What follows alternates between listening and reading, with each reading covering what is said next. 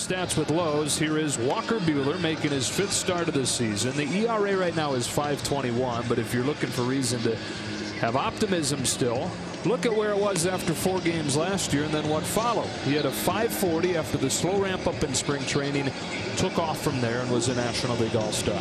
You know he doesn't want to have slow starts his whole career, but that has kind of been the pattern for him. What I'm really looking for him to improve on today is that first batter effectiveness, throwing the ball over the plate early, right out of these 8 warm-up tosses, attacking the first hitter of every inning and being ready for the inning instead of having to catch up and find himself in the stretch, to really lock in the windup right away and pound the strike zone. Dave Roberts told us about a week and a half ago he thinks Walker Buehler is 2 starts away from hitting his stride. He went out there against Anaheim, wasn't great. 4 earned runs on 6 hits over 4 2/3. Well, this is 2 starts from that point when Dave Roberts said that he was 2 starts away from looking like the guy that went 14-4 a year ago. It was a National League All-Star for the first time. Dodgers have won 8 of 9. They bring in the best record in baseball at 19-8. While the Rockies have gone in the opposite direction. After an 11-3 start, they've lost 9 of 11. Off we go with a fastball downstairs. Ball 1 on Raimel Tapia. Rockies offense at home, 6.5 runs per game. On the road, fewer than 4. On the corner, 1-1. Rockies have always had those kind of splits. Individually, sometimes you'll find a player that hits well on the road, but in general, every one of their offensive players is much better at home. Ahead of Tapia 1-2. Walker has seen these Rockies a bunch through his career. It seemed like during that rookie season, it was all he faced. That late season call up. And he saw both ends of both extremes last year. Dominated and then also really struggled. He had that 16 strikeout complete game in June here. But then over his last 3 starts against Colorado, his ERA was above 9.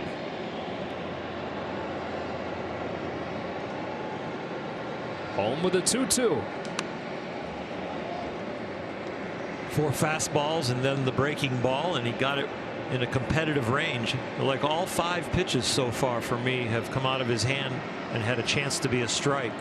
That's a little different than what we saw against Anaheim. Brings another 2-2. Tapia fouls it off. We'll do it again. 98, just getting loose. It's interesting with that fastball. Opponents are just 3 for 33 against it, but it hasn't felt like it's been real great yet. I think the upper part of the strike zone, when he locates it well, has been dominant, but there's been too many uncompetitive pitches. But these are establishing that I'll throw strikes and I'll attack you. And last year, as an all-star, when he could pound the strike zone like that with the fastball, that's when the swing and misses come, and that's when the chases come. When you establish yourself like Clayton Kershaw, that I am coming after you. Brings an 8th pitch to Tapia, and Tapia lifts a sky-high fly ball to right center field. Jock Peterson to the edge of the track to put it away for the first out.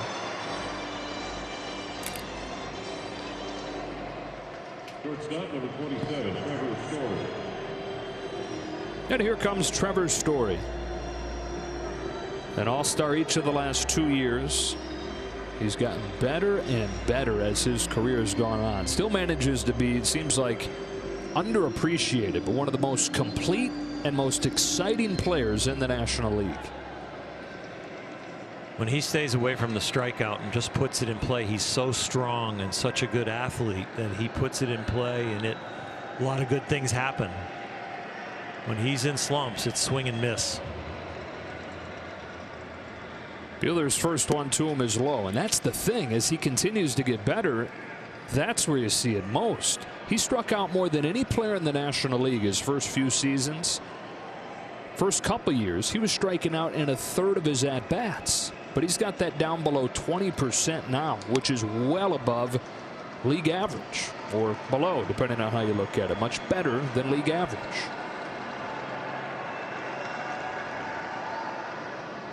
He's got Walker Buehler's attention. That was last pitch was 99. So is that, but a miss, ball 2. You know, with all these competitive pitches coming out of his hand where everything's headed toward the plate, no real missiles that are going really wide out of his hand, it tells you that he is behind the baseball and his body and his mechanics are working properly. And so we're seeing an uptick in velocity. On 2-1, he breaks one off, gets a swing and a miss, which there's not been nearly enough of. 2-2. That curveball is ridiculous. When that comes after a 99-mile-an-hour fastball, this thing starts right down the middle, and then he just takes the height away with the break. That's unhittable. He doesn't need to do any other curveball other than that one. You know, some people would say, okay, there's my strike curveball, the swing and miss on the plate. Now I've got a sweeper. Now I've got this other one. I can go backdoor to lefties. Walker, if he could just can that one, that would be enough. Goes back to the fastball, gets it by Story, strike 3. That's 2019 after 4 starts, vintage Walker Buehler right there. I mean, we're talking elite velocity, we're talking ridiculous breaking ball, and then precision finish pitch on an up and in fastball. The strikeout rate so far this season down. The walk rate has doubled. Hoping to change the tune tonight. With just about a month left in the season. Here's Charlie Blackmon, and there is strike 1 with a fastball. Blackmon leading the majors, hitting .424. He says he doesn't think 400 is a realistic goal. Takes it high, and it's 1-1. I don't know if he's just setting himself up, and you know. Well, he's not hitting 600 at home. Both of his splits, home and road, are at the 400 level. And he's been good against Buehler in his career. Puts this one in play. Waiting for it at second is Max Muncy, and he throws him out to end a 1-2-3 first for Walker Buehler. Dodgers come to bat against John Gray after this. 7 runs per game during this 8-1 stretch. Yes, they're hitting home runs, but they've also been exceptional with runners in scoring position. .443. The team average with runners in scoring position during this 8-1 stretch. Here they come tonight with Jock Peterson leading things off. Mookie Betts getting the day off. Then Corey Seager hitting second, starting at short. Turner's at third, hitting third. A day of DHing for Cody Bellinger. Muncy out of the 5 spot at second. A.J. Pollock is in center, hitting sixth. Then Beatty and Taylor. And the red-hot Austin Barnes out of the 9 spot catching. Against John Gray, who comes in with the second worst earned run average in the National League at .574. Rockies hoping he can build off of it's probably his best outing of the year, going 7 innings Sunday against Texas and giving up just 3 runs.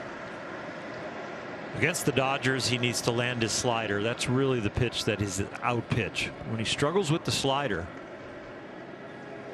he struggles, period. He needs that secondary pitch. He's a 4-pitch guy: the fastball, the curveball, the slider, and the changeup. He's getting a few more chases this year, but even outside the strike zone, guys are putting the bat on it. Falls behind Peterson, 3-0. He's going to struggle getting chases against the Dodgers. It is one of their fortes. And he has struggled in this ballpark. 5 starts here. He's got an ERA above 6. On a 3-0 pitch, Peterson watches strike 1. Jock hitting leadoff for the 9th time. There was a while there where he was starting in the leadoff spot anytime the Dodgers faced a right-handed pitcher. With the last week or so, Dave Roberts sticking with Mookie Betts in that spot, regardless of handedness. 3-2. This is a good time for Jock to break out, not only because he struggled and it's the first at bat of the game, but because he's seen all fastballs with Gray falling behind. So he's gotten a lot of information to get his timing. He got a foul ball right there to understand when to start. If he gets a strike here, should be good. He does, fouls it back. We'll do it again. This is the most fastballs Jock has seen in an at bat probably in 5 years. Right. We touched on it a few times lately, but he sees him at as low a rate as anybody in the league. Sees changeups more than anybody. Gray has one, but hasn't shown it yet. It's another fastball and another foul ball.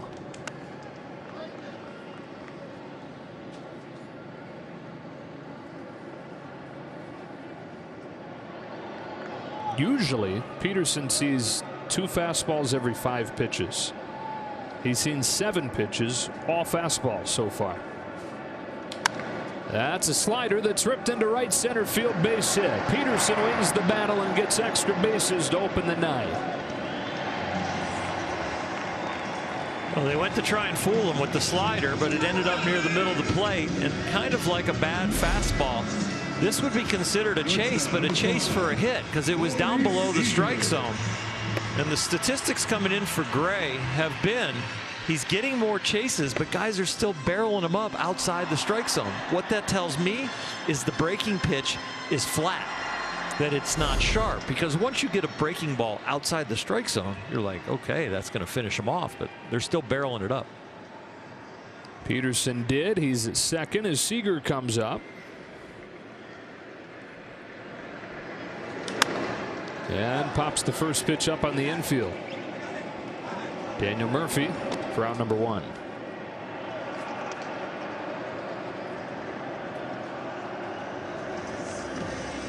Third baseman, number 10, Justin Turner. Turner had his 13-game hitting streak come to an end yesterday with an 0 for 4, but he did walk and now has reached in 15 in a row. Another very Justin Turner-like solid season over the first 27 games.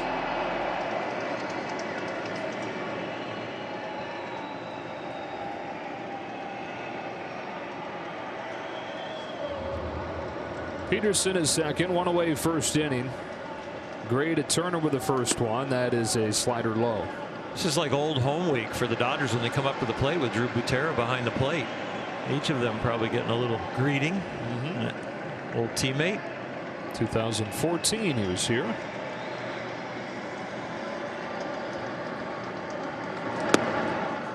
Two 2-0.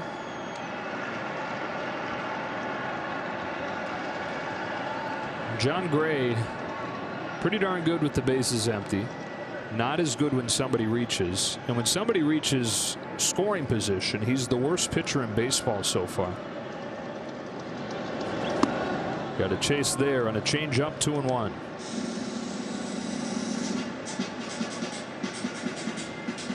Most important pitches you throw in your career are from the stretch.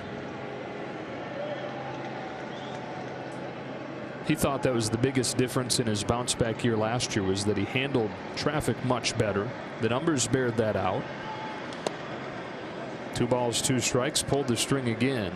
You know, 2017 he turned into the race. It was one of the best seasons that any starter has ever had for the Rockies, only to have it climb above 5 in 2018, the ERA. So last year, a very encouraging bounce back season for him. Former 3rd overall pick of the draft, now in his 6th big league year. 2-2.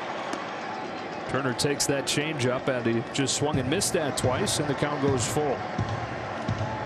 Gray is the first guy in franchise history to win in double digits in 4 consecutive years. So he's out there grinding.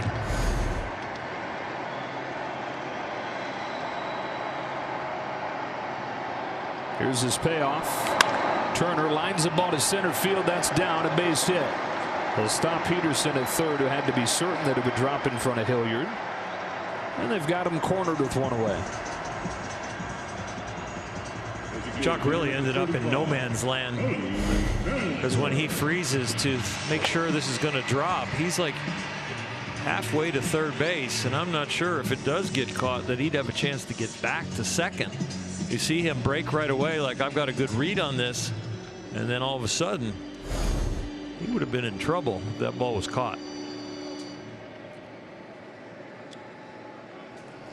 Here's Bellinger trying to build off of what he did in Seattle, homering in both games there, and trying to build off of what he's done to John Gray in their previous meetings. Saw the numbers there, 10 for 16 against Gray, 4 doubles and a triple. Man. Well, if you're starting to feel close and getting some results, but not quite there yet, these are the kind of pitchers you want to face. Somebody you own. Bellinger slices a liner to left center field, base hit. That'll split the gap, and he's done it again to Gray. Peterson in to score easily on a double from Bellinger, and the Dodgers lead in the first.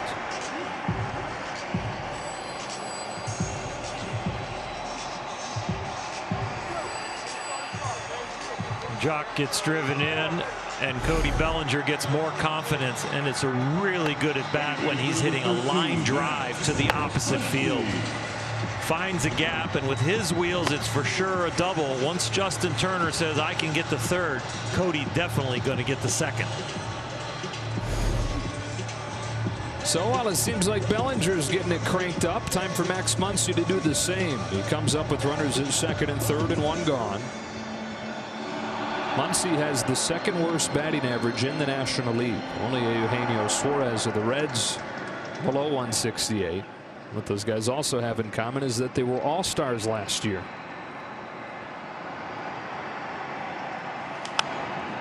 Off the hands into left center field. Tapia settles under it. Turner will draw the throw and stop there.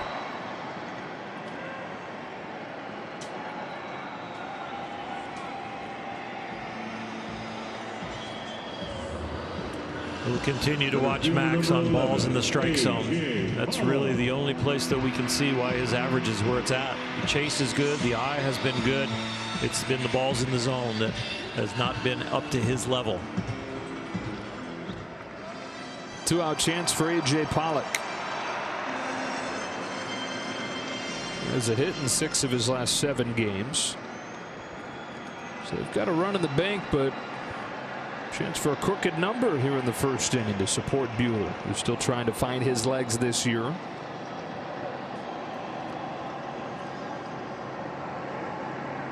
So an important early at bat for Pollock. Bounces the first one foul. You mentioned Buehler and the support for him. If he doesn't get a win in this start, it'll be the first time in his career that he doesn't get a win over a 5-start period. Can't have that. It's got to end. He is due. Yeah. Hasn't won a game in like a year. It feels like it. I mean, it literally is like 1 year. It's true. Yeah. Pollock lifts the ball to left center field. Hilliard angling over to the warning track to make the catch in front of the wall. He gave it a ride, but Hilliard runs it down and ends the inning. The Dodgers with some loud contact in that first inning. Peterson doubles on the 8th pitch of the at-bat. And Turner with a single. Bellinger an RBI double and an early lead for L.A. Up 1-0 already on the Colorado Rockies. Joined now by Mookie Betts, and a rare opportunity to be joined by you, Mookie, considering you're not in the starting lineup today. What do you do with yourself when you're kind of an observer for the beginning part of the game? I plan on doing nothing all day. Hopefully we keep hitting the ball like this, and then we'll definitely be doing absolutely nothing. And then we make you do TV. Thanks for being with us. Now, the Dodgers already jumping on Gray pretty well. What are you noticing from your vantage point about how your offense was able to kind of jump on him early?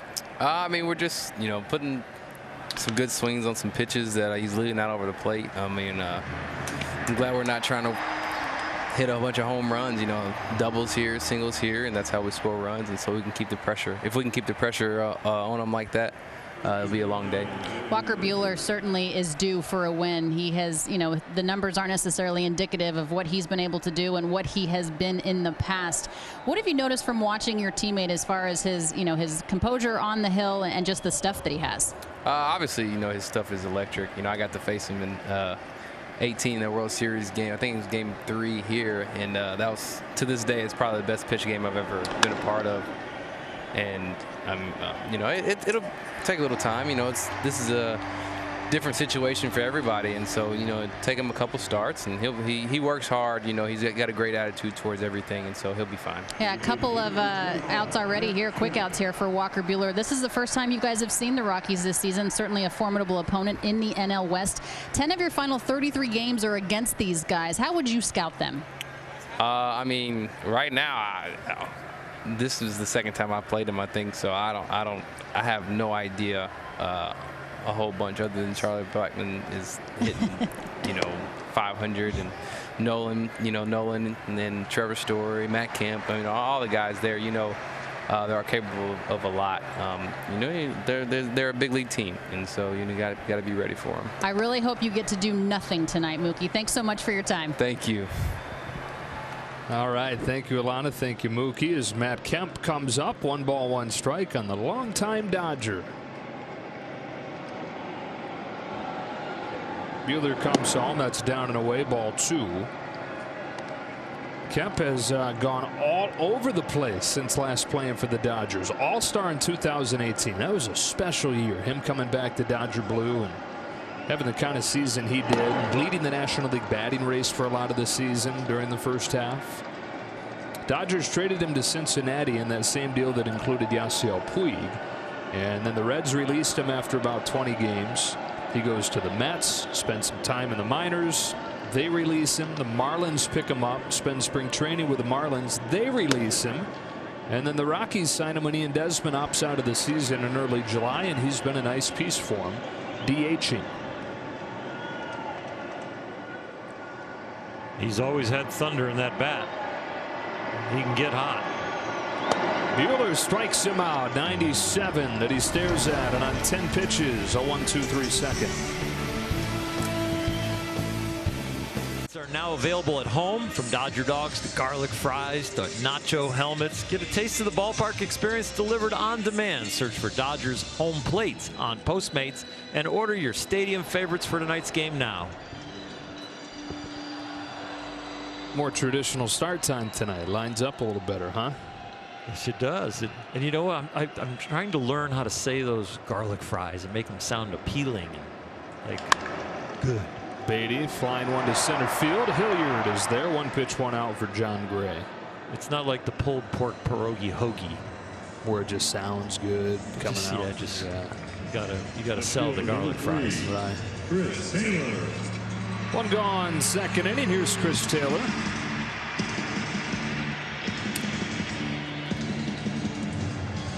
Chris has gone into a bit of a slump, one of his last 13, and that's not necessarily the concerning part. The more concerning thing is the strikeouts have gone back up, and he's been chasing more breaking balls. He's been swinging and missing at pitches in the zone more.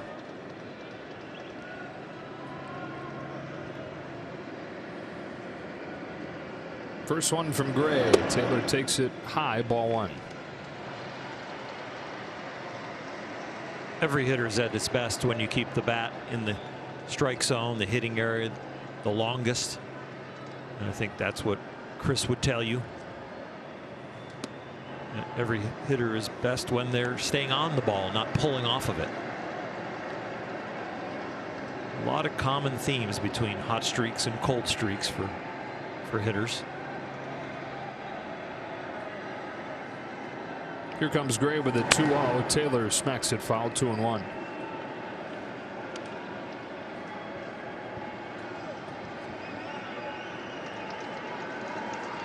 The Dodgers have won 13 of their last 14 games against the Rockies in this ballpark, including the 3 consecutive walk-offs from rookies last summer. Look out, ball 3. There was a changeup, and thank God it was a changeup at 87 and not a fastball at 95. You might not have had the reaction time on a fastball to get out of the way. Gray threw about 8 changeups in the first inning, got his 2 swings and misses on that. A lot of fastballs and a lot of strikes so far, but a few of them are getting hit.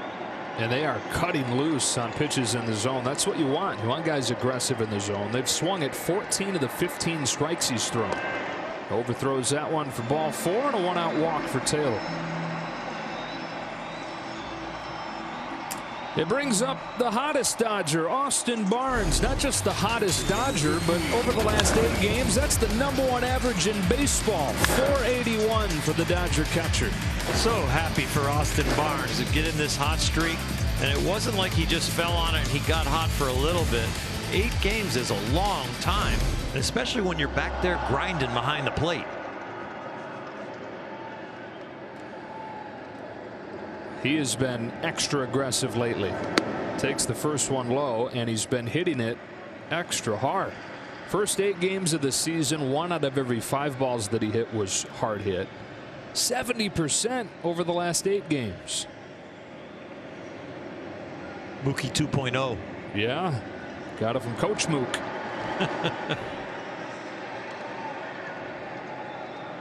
And Dave Roberts quick to point out the entire coaching staff, the entire hitting staff. Yes. It's almost like a 4-man staff now with Mookie Betts helping out. And Barnes gleaning something from all of them. That is going to be a balk. Justin Turner's always been part of that group of one of the hitting savants that the teammates go to with the coaching staff. And now they've added Mookie Betts, and another way to explain it, and another theory to finish off different swings. What happened here? Slipped with his back heel and maybe even had the ball slip out of his hand. Double whammy.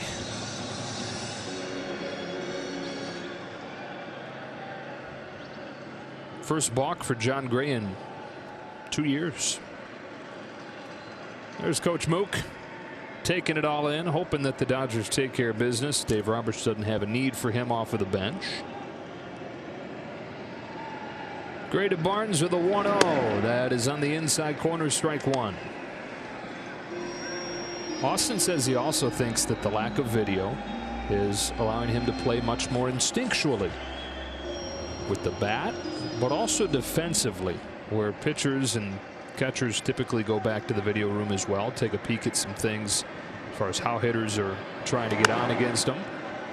They don't do that anymore, and so he's relying exclusively on instincts on how to attack hitters, how to adjust against hitters throughout the game. He's caught by Murphy at first, 2 away. The 31, Jock Peterson. A lot of guys playing baseball like they used to as a youth. Just a little bit more instinctual. Tone setting at bat for Jock Peterson to start this night. On the 8th pitch, he doubled to the gap, came in to score. Gray hasn't thrown a slider since he threw one to Jock. And Jock got the hit. He's stuck with the changeup as his #1 off-speed pitch since then. And she's thrown way more than he did in previous years. Kind of interesting because it's gotten tattooed. Throws it there for strike 1 to Jock. Coming into the game, opponents were 7 for 12 against his changeup. For you at home, when you see a pitch from John Gray that's below 90 and it's straight, pretty straight with a little tail, that's the changeup. Anything above 92 or so is a fastball. Like that. Yep. Same little tail both on the fastball and the changeup, just a 7-8 miles an hour change in velocity depending on how fast the fastball is. Fastball's not been as fast as it was last year. Averaged 96 last year, 93.5 on average so far this season. Here comes the 1-1. Peterson takes it inside, ball 2.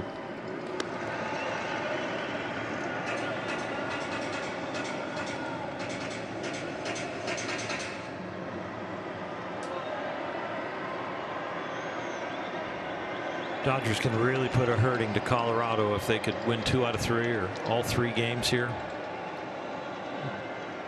I thought this was going to be a big nail-biting series about 12 games ago. Ball 3, yeah, and then you look and see the Dodgers face them in the final road trip of the year, and it's like, oh man, it's all going to come down to that. 9 of 11 Rockies have dropped since they got off to that 11-3 start. And pitching has been the biggest reason for the dip. ERA above 6 during this 2-9 stretch. Taylor at second, 2 gone, and a 3-1 pitch to Jock Peterson is popped foul. 3-2. Pitching was what keyed him to open the season. The ERA was below 3. Those first 14 games, they were carrying him. And now they've hit 2 flat tires. They've hit poor pitching and poor hitting. And there's the pitching detailed.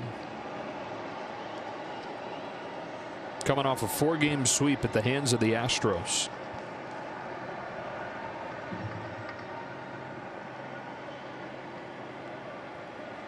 Peterson's run the count full both of his at-bats. Looking for a similar result here in the second. 3-2.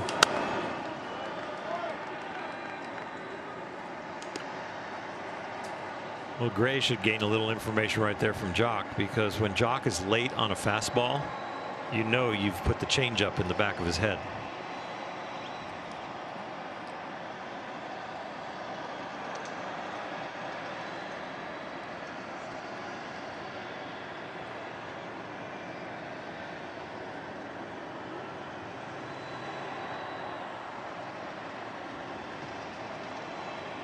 Payoff again. And it either hit him or it did hit him. He's on either way. It's a painful way to get on when it would have been ball four anyways. Number 5, Corey Seager. Right in his hip pocket. Yep. A little bit more turn would have hit that brace he keeps for running. The whole wardrobe he has to give to the bat boy. 5 base runners for the Dodgers through the first inning plus. Seager popped up on the first pitch that he saw in the first inning. Good chance for him here in the second. Gray delivers. Seager swings at the first pitch again and hits it foul. Not going to change who he is. I know you see him pop up that first pitch in the first at bat in a key situation right away, and you're like, what's he doing swinging at the first pitch? It's like, that's what's made him an all-star. That's what's made him a great player. That's who he is.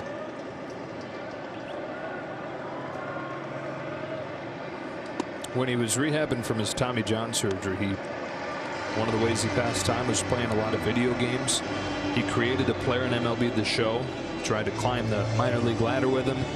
And Ross Stripling said it was hilarious watching him play. Swung at the first pitch every time with this creative player. 2 on, 2 out, second inning. Seager lifts the ball to center field that sends Hilliard back to the track at the wall to leap and make the catch. Sam Hilliard, a couple of nice catches out there already. This ball continued to carry, and it took Hilliard right into the wall, but his glove gets it. And Seager is retired.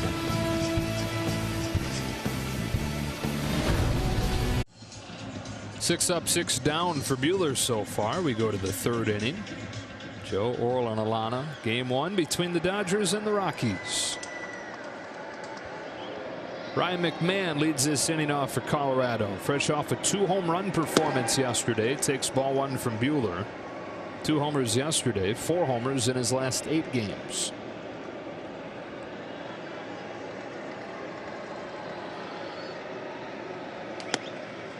One ball, 1 strike.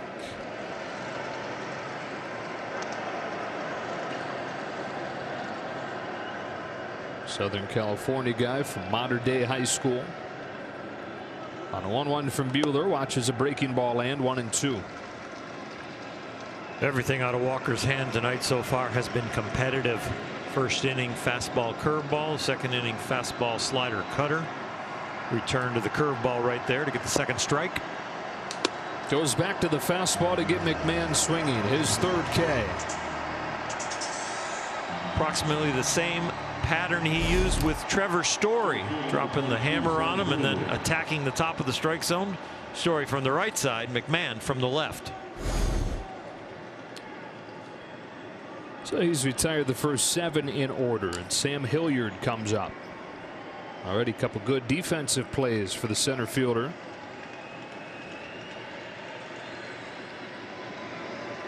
Taken over for David Dahl in center field. Dahl got off to a miserable start and then was placed on the injured list earlier this week. Hilliard debuted last season, hit 7 home runs in 27 games. Man, there's that curveball again. By far the best the curveball has looked this year here in the early innings tonight. It really does. This trajectory that it's on is right at the top of the strike zone if it was a fastball, and then the bottom drops out of it. 0-2. And you got them on their heels, and you gun 97 up there. And it really was a mistake. Center cut fastball. He wanted it up or up and away, pulled it over the middle of the plate. But after that curveball, you've got a little bigger room for error. Got away with it. Lives to see another 0-2. This time he goes up with it, ball 1.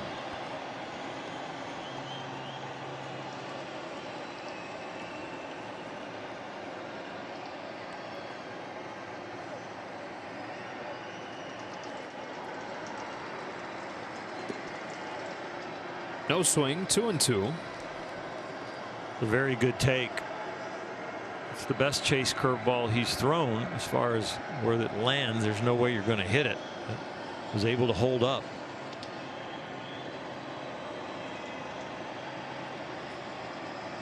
Now a 2-2 pitch.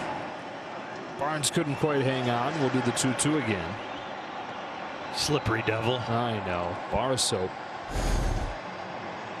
Plank and then try and catch it. Oh. Did he even get leather on it the second time? Oh.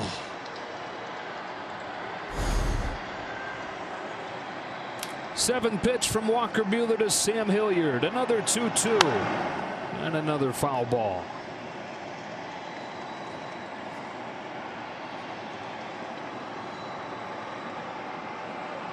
It's a much better face too than we have seen over the course of 2020. A lot of searching in his face the last few outings. This one looks like I'm in a rhythm and I'm just going to let it flow out of my body. Got him swinging. 98. Devilish fastball. Cut on and missed. 2 gone. If it was a 2-seamer or a 4-seamer, all I know is it looks like it's going for the inside corner and then has some outstanding tail at the end. Whew.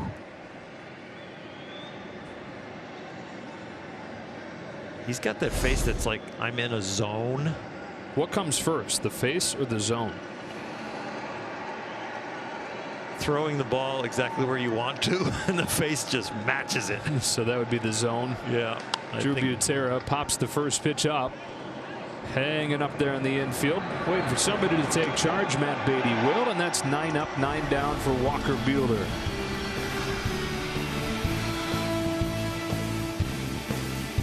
Statcast powered by Google Cloud. Justin Turner's base hit in the first inning, his hardest hit ball this year.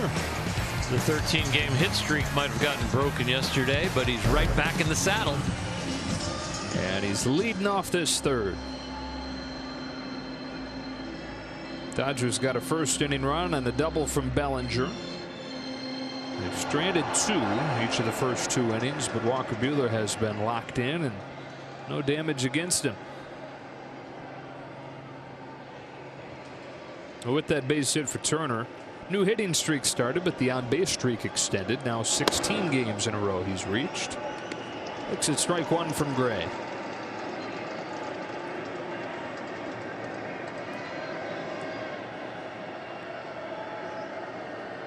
On an 0-1, Turner takes strike 2. It was a backup slider right there.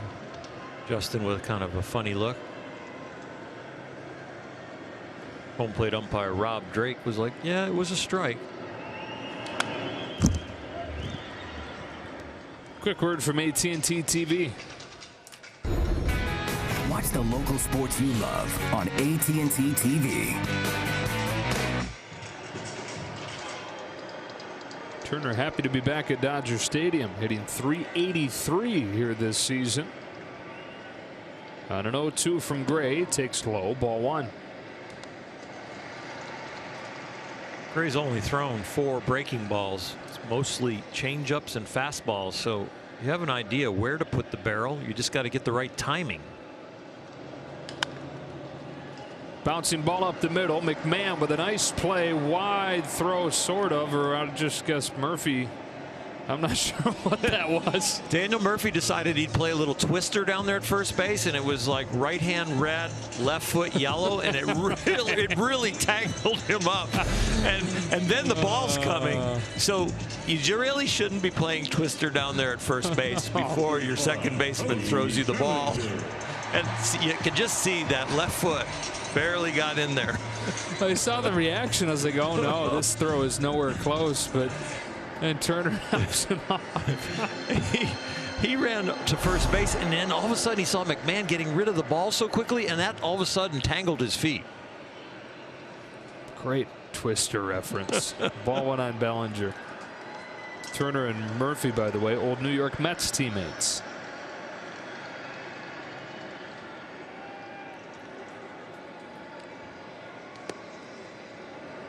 Ball and a strike.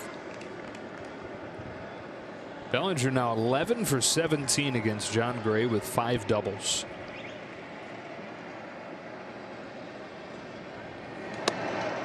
Ahead here 2-1.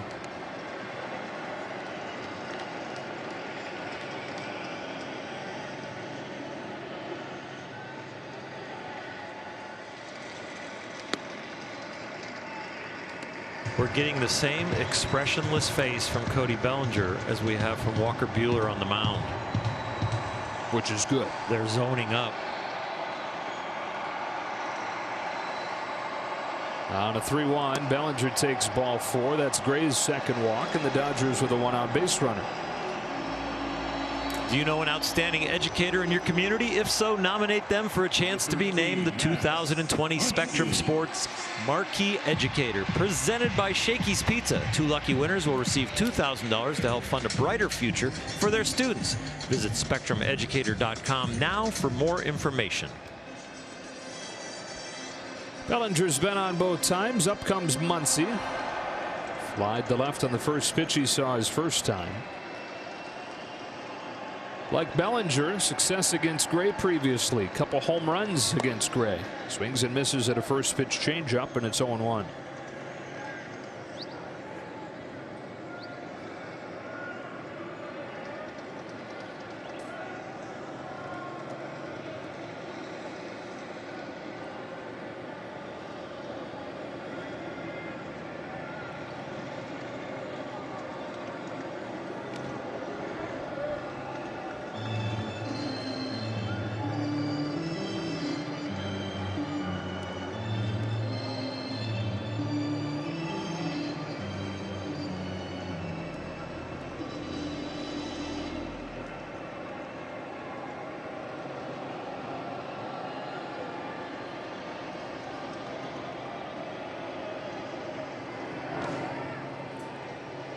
Paying close attention to Bellinger, who has good wheels. Dodgers never very aggressive on the bases, though. As the pitcher's delivering the ball, but when it's hit, they are aggressive. Yeah. I knew exactly what you meant.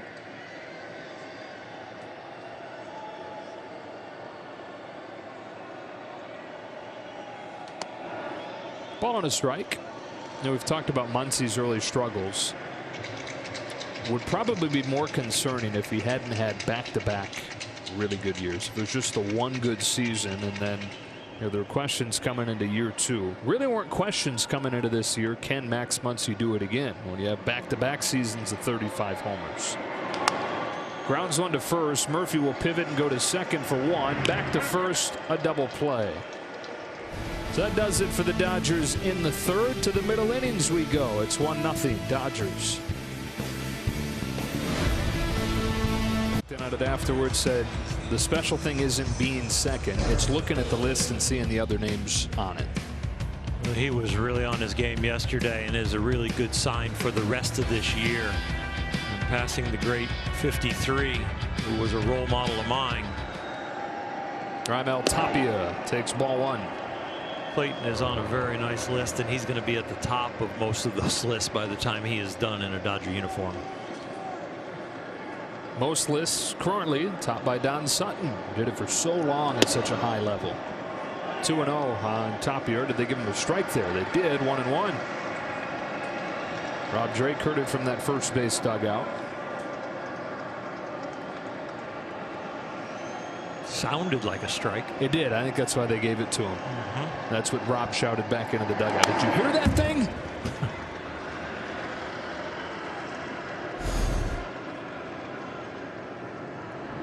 It's down there where shin burgers live.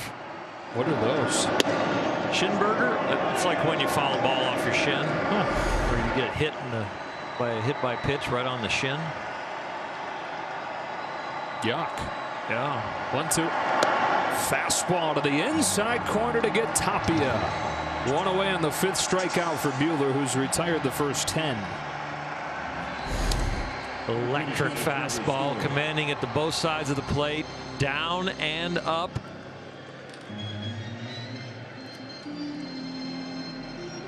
Definitely the best fastball we've seen in 2020. So he's got the best fastball going that he's had in 5 starts. He's got the best curveball going that he's had in 5 starts. He's got a 1-0 lead in the 4th as he delivers to Trevor Story. There is that curveball. 0-1. Really good pitch selection too, because Story is guessing heater. That's why he looks so sick on this swing. He just saw Tapia go down with some amazing fastballs, so he's in the on deck circle taking inventory, and he goes, all right, I'm going to go out there and hunt the first fastball. Pull the string. Now in a 1, back to the fastball, and man, I mean, it's been 96, 97, 98 all year, but they haven't had to respect the other stuff where it's made them look on their heels like they're looking right now. Yeah, he's video game-esque right now. He's just dialing it up. He can go up to the top strike zone right now, go up the ladder with the fastball. He can bounce another curveball. How about a fastball at 97? No shot.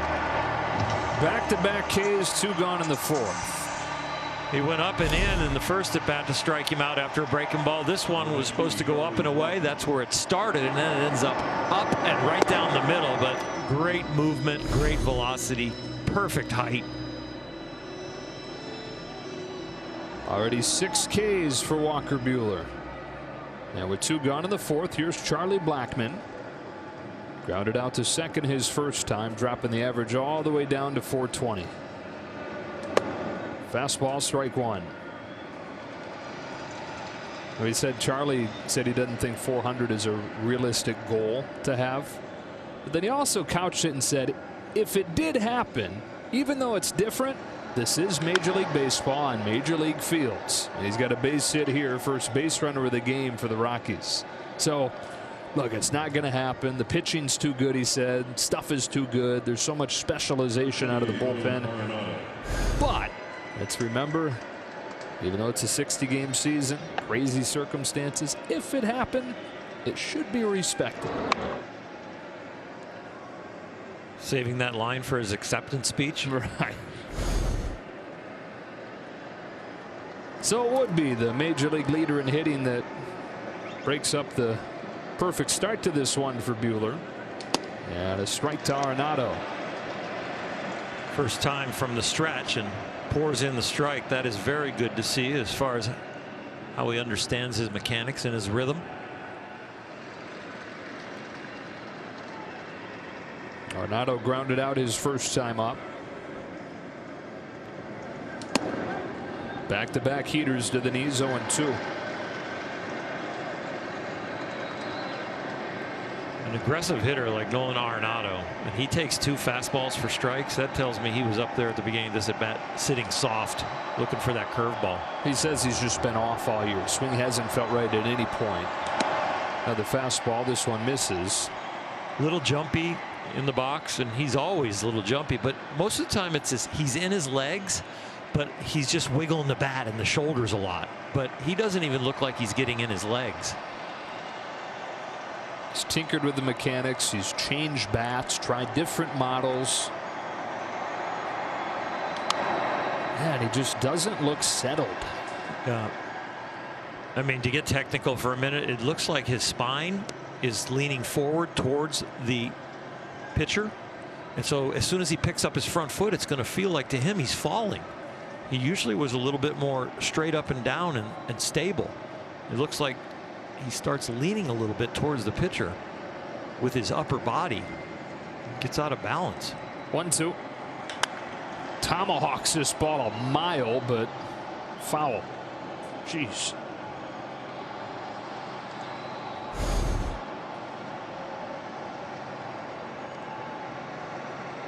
Did a little lean forward and then a lean back to get to that one.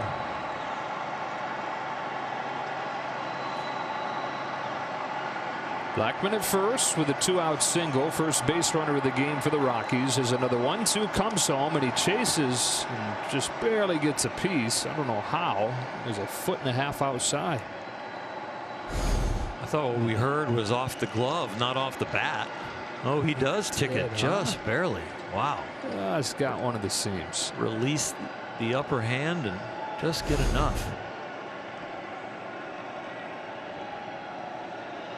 Something he's not doing at a high rate, chasing. In fact, his swing rate, his chase rate are all as low as they've ever been.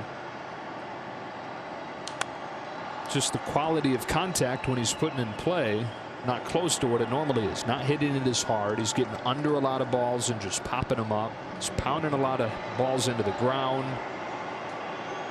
It was a slow start for him last year, but he had 162 games to even it all out and wound up with a career high in average, career high in on base.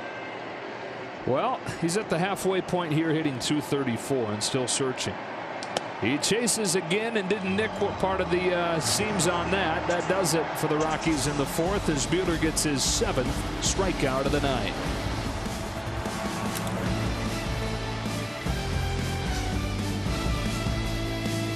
Backstage Dodgers, the Seager brothers, Corey and Kyle, face off against each other for the first time in the big leagues. Don't miss an all-new episode of Backstage Dodgers tonight after the postgame on Sportsnet LA.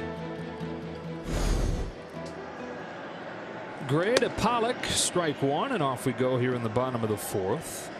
Pollock flied to center his first time. And the Dodgers stranded men at second and third in that first inning. Stranded 2 more in the second. So it remains 1-0 as Pollock yanks one in the air to left, sends Tapia back. It's off the wall. Ricochets right to Tapia.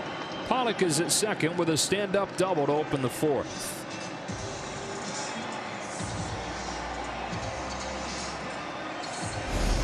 No home runs for the Dodgers, but that's their 3rd double. They've gotten a few walks and a base hit. Time to push this one across the plate. A.J. Pollock has been hot all year, and especially against the hard stuff, but there he picks on a hanging breaking ball. That gets Beatty up there with an RBI chance. These are the spots where they've been so good, and it kind of gets lost in the shuffle just because they bludgeon everybody with these home runs. But in winning 8 of their last 9, they're hitting close to .450 with runners in scoring position.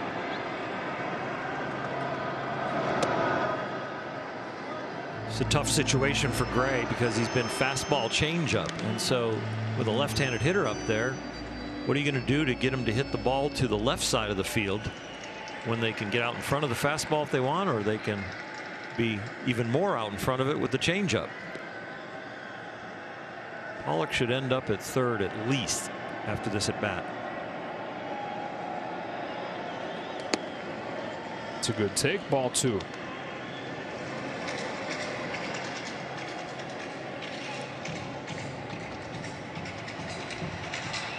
Man on second, no out, left-handed batter up. If you have a breaking ball, you can throw it, and you say, well, that'll get pulled too. But you can throw it in a way that they back foot. You try and back foot it to get them to miss or pull it foul. You change up a little harder. On 2-0.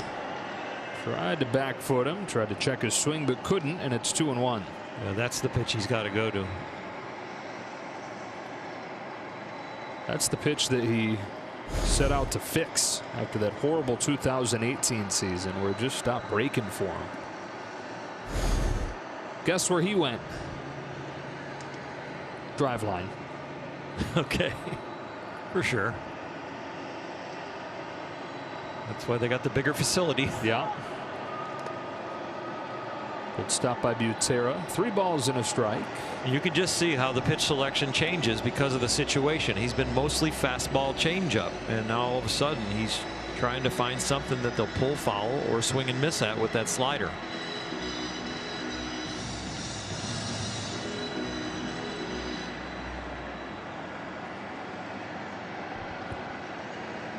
Trying to take advantage of the leadoff double from Pollock. 3 balls, 1 strike on Matt Beatty. Last of the fourth. Dodgers in front 1-0. Crowd's starting to get into it. I hear it picking up.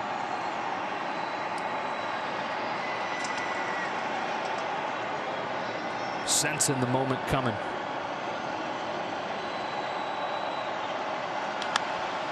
Good sense. Base hit to right. Pollock had to wait to make sure it would drop. Ebel sending him home with a throw going into second. An RBI single for Matt Beatty makes it 2-0. Well, three people were outstanding right there. Matt Beatty picking on the fastball, making sure he gets Pollock over. He's rewarded with the ball falling short of Blackman. And then A.J. Pollock did a nice job for Dino Ebel, never giving up on his third base coach, keeping his stride. He had a late break from second, but even with the late break, still stayed with Dino Ebel. Reads it there. Okay, it's down. Now that you probably shouldn't score, but look at him stay with his third base coach, and then Dino had time to read the angle of the throw and get him home. Dozens of different pieces of information churning through Dino Ebel's head as that play goes on. A beautiful baseball mind. Beatty at first, nobody out. Here's Taylor swinging and missing at one that was down and away. Strike one.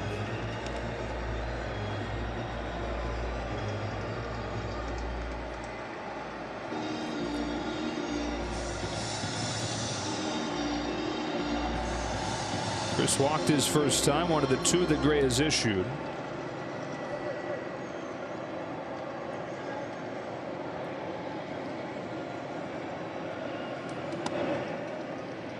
Got a chase there again, and it's 0-2.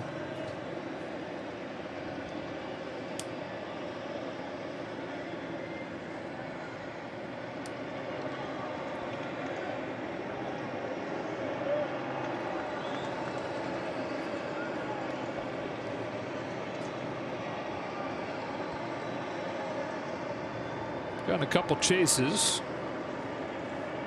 Chases Beatty back to the bag, and it's ready for an 0-2 to Taylor.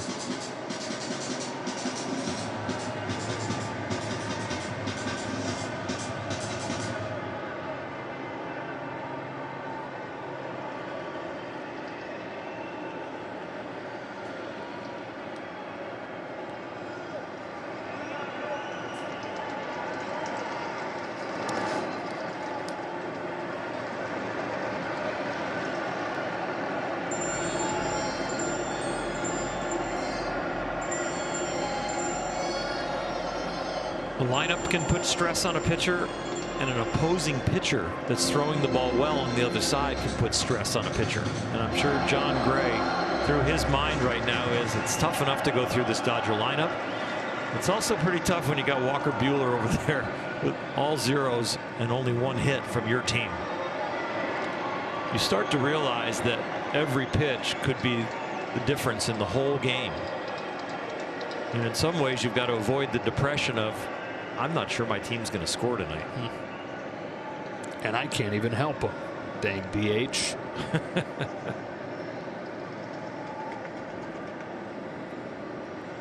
Beatty leads at first. Gray comes home with a 1-2, and it's fouled off. We'll do it again. A quick word from Morongo. Morongo, playing it safe. The good times are back.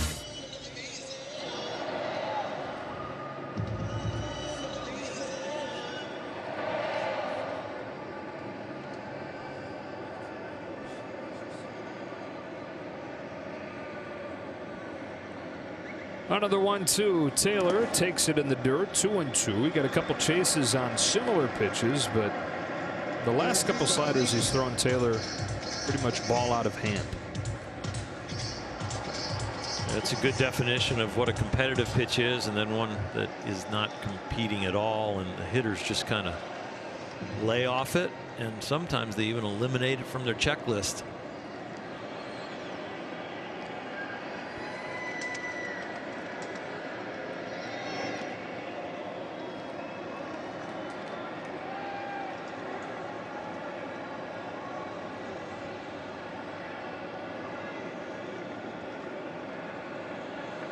A 28-year-old from Chandler, Oklahoma, comes set and comes home.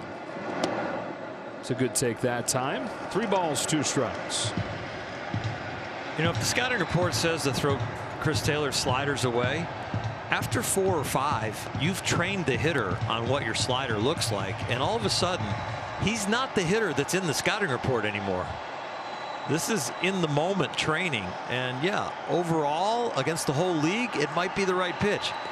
4 in a row, I'd love to see the batting average then. Another one. This one is in the zone and foul.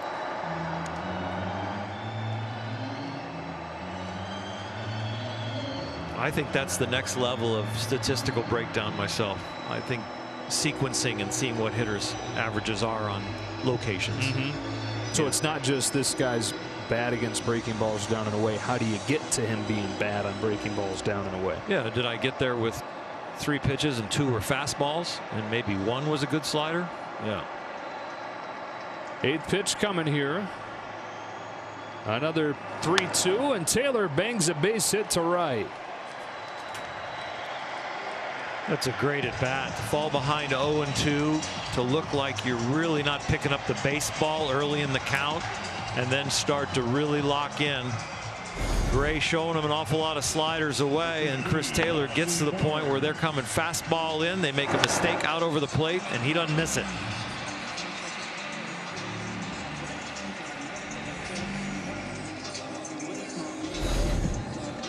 So double, single, single to open up this 4th inning. And now the 9-hitter Barnes.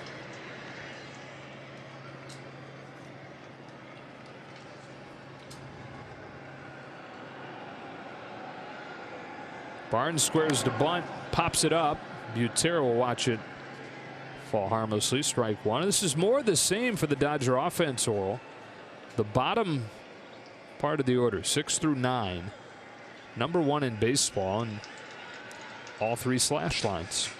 Coming into the season, even the theory or the breakdown of the Dodger rosters, the depth, well, that proves it out right there. And then you add in the DH, which lengthens their lineup, gives you the extra bat, and then they can turn it over.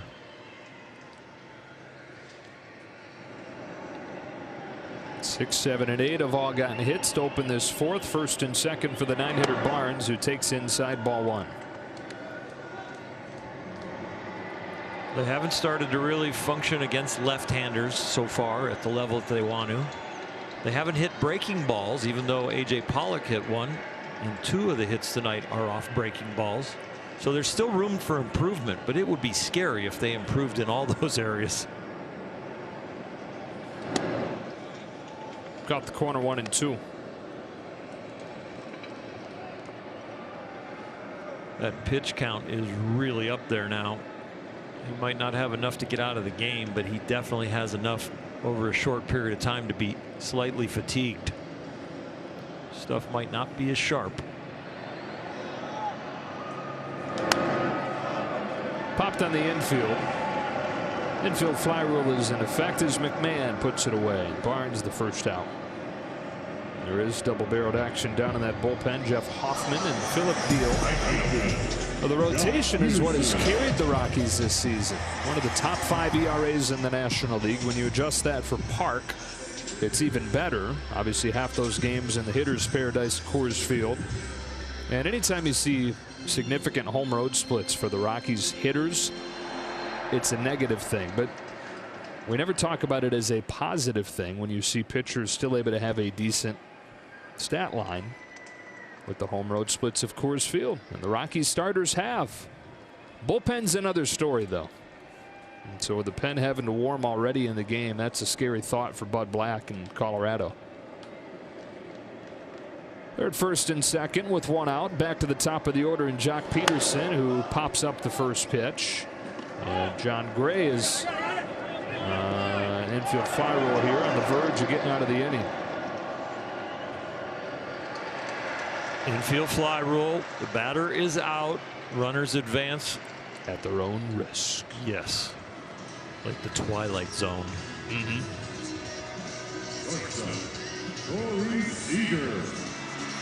was kind of a dangerous pop-up, not to drop, but to try and catch, because Butera throws his mask, his helmet comes off, and somebody might twist an ankle like somebody did at the end of Josh Beckett's no-hitter. A.J. Ellis stepped on Butera's mask in the melee when they were celebrating. Up to Seager with 2 gone.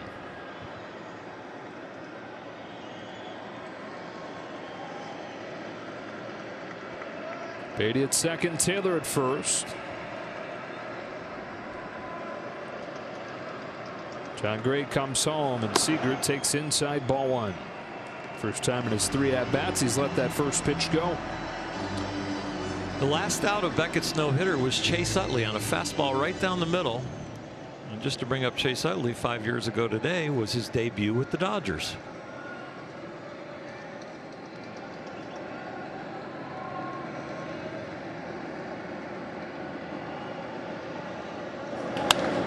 Seager rips one down the line, a fair ball that are rattled around the corner. Beatty's in to score easily. Taylor right on his heels, headed for the plate, and a 2-run double for Corey Seager. And the Dodgers take advantage here in the 4th, leading 4-0.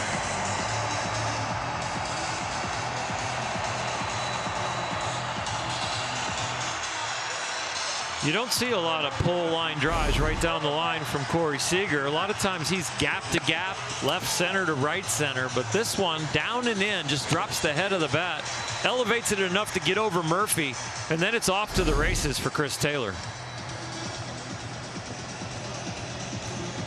So Seager, who has now driven in 6 runs over the last 5 games, has put him in front 4-0 and has effectively chased John Gray. So into the Rockies bullpen already here in the 4th. It's 4-0. Dodgers getting 3 runs here in the 4th, and the Rockies already going into the bullpen. This is Jeff Hoffman.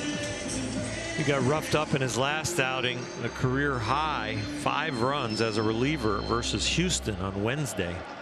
And he started off the season pretty hot. First 7 2/3 were scoreless, so ERA at 5.23, but don't let that fool you as far as his ability and what he is feeling. Former #1 prospect. This is up and in to Turner. He was the key piece in the Troy Tulowitzki deal back in 2015, coming from Toronto. But just has never really figured it out at the major league level. He's got an ERA above 6 over the course of 5 seasons in the majors. Back and forth between the bigs and AAA. It's 27 now. Here's his 1-0. A strike to Turner, 1-1.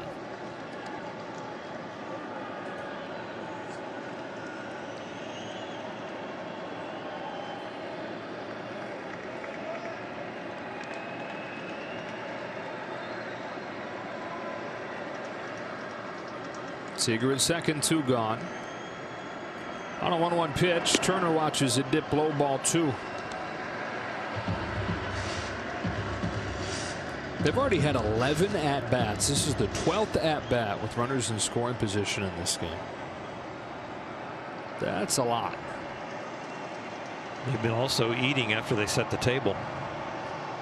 That's good. You never want to just sit there and look at food.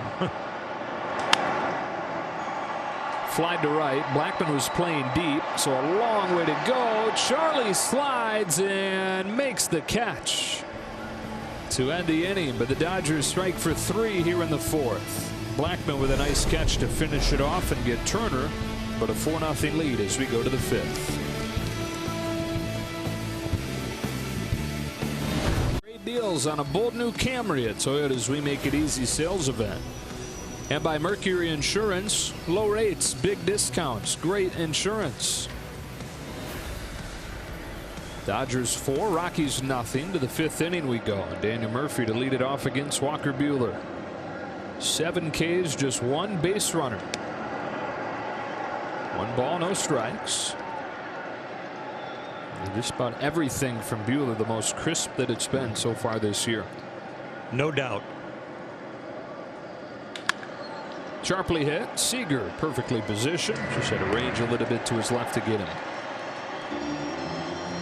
Walker Buehler's already got 8 swings and misses in these 58 pitches.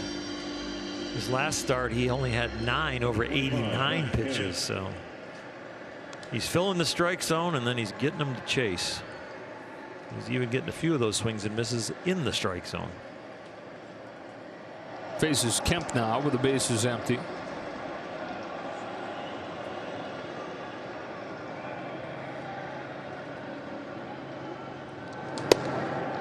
Outside corner, strike one.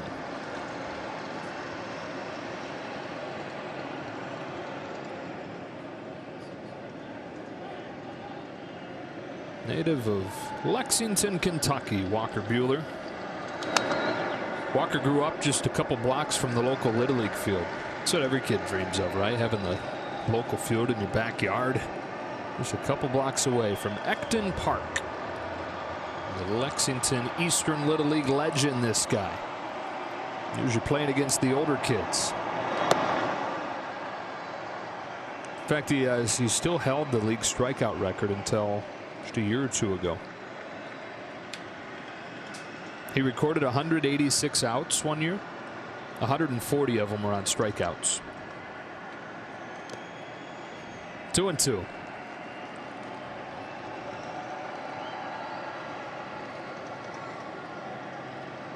Can't you just see 6th grade Walker huffing and puffing and swearing and scaring everybody that he's playing against? 2-2 to Kemp. He strikes him out with a cutter to the corner, 2 out. He was doing it back then, and he's still doing it up here. At times he can make big leaguers look like little leaguers.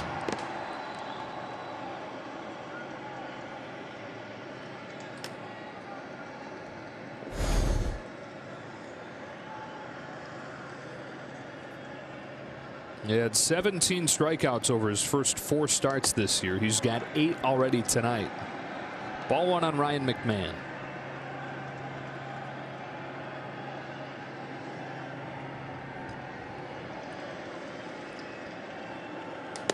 Strike 1. I know October is a long way off. We're not even halfway through the season, but when you get a good outing from Kershaw and he looks vintage, and then you get an outing like this from Buehler the next night, October starts to come into focus. Well, you're saying you'd like to see the rotation kind of string together some good outings. Slowly it's happening here. It's now 2 earned runs allowed over the last 19 1/3 by Dodger starters. But we haven't really had like 3 or 4 pieces in the rotation firing. It's been kind of a good one, a bad one, a good one, a bad one. We had a couple stretches where we had 3 good ones in a row, but it wasn't like there was any length to those good ones. You know, maybe somebody goes 4 1/3, somebody goes 4 2/3, somebody goes 5. Wow. Ugly swing and a miss from McMahon. Walker Buehler has his 9th K. Just 1 base runner against him through 5. Halfway home in a 4-0 game. And Susie and Panda and Bryce. It's ball 1 on Cody Bellinger. Keep sending us your pictures and video on social media. You've got to be 21 or older to participate. Cody's reached both times. Doubled home a run in the first, walked in the third. Takes a ball here from Hoffman, ahead 2-0.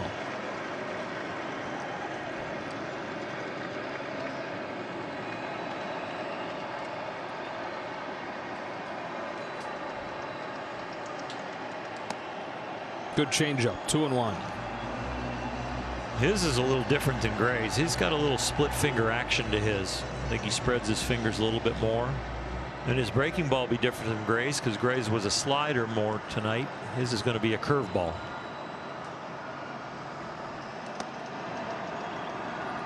Through the splitter like changeup again, 2-2.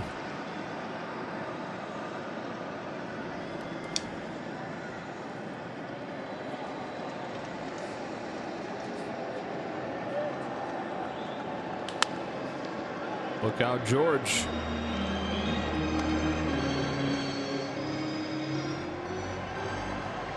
Jeff Hoffman was undrafted at a high school. They called him Bones. He was 155 pounds. Fastball was in the low 80s. By the time he finished up at East Carolina, the 9th overall pick, undrafted to 9th overall. Delivers 2-2. Bellinger swats one over short, base hit to left.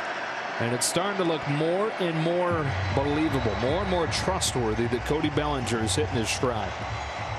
Sure is. The double in the first inning was a line drive to left center on a ball that was away. It was a great piece of hitting. That swing right there looked like the touch me. No, touch it. Touch it. Yeah. Touch it. Touch me. Sorry. Oops. I knew exactly what you meant, though. Appreciate it. Now Muncy.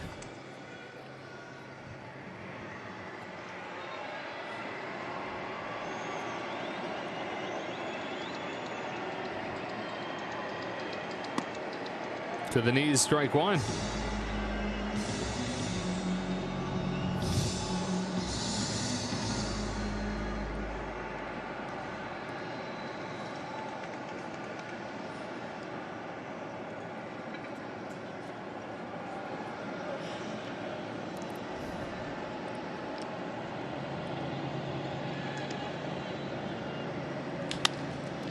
Off of Murphy, ricocheting into short right, and Muncy saying finally. Infield single for Max Muncy, who's had a lot of bad breaks, some bad strike calls against him, some tough defense, but he'll take it. Nice. A lot of good things happening right here. Max Muncy getting a hit, Cody Bellinger getting a hit with his touch it swing.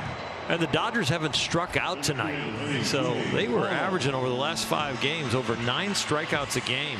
And they're just putting the ball in play. We haven't seen one leave the field, but we're seeing a lot of contact.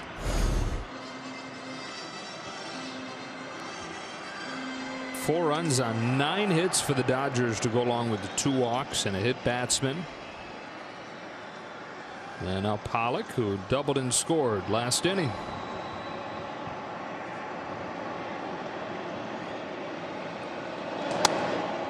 A little bit inside, ball 1. AJ's kind of a position player version of Jeff Hoffman in that he was undrafted at a high school, wound up a first rounder. And you know how they both did it? By starring in the Cape Cod League.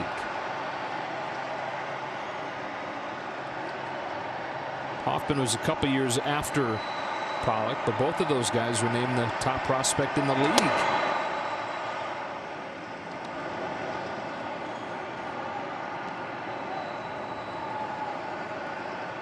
AJ was thinking maybe UConn out of high school, wasn't heavily recruited. UConn, Vermont, but then Vermont dropped its baseball program, so that was out. And Notre Dame came calling, and he said perfect, but pro baseball was not even something that he thought was remotely possible before he had that breakout in the Cape Cod League. 2 on, nobody out. 2-0 pitch. Generous outside corner, 2-1.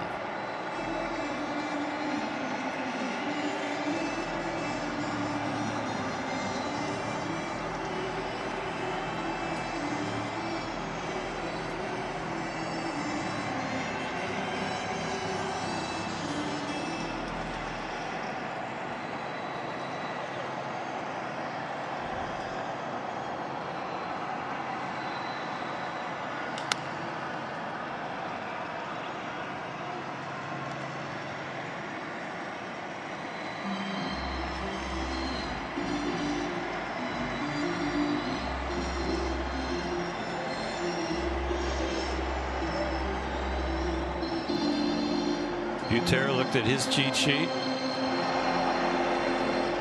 And they got to get on the same page.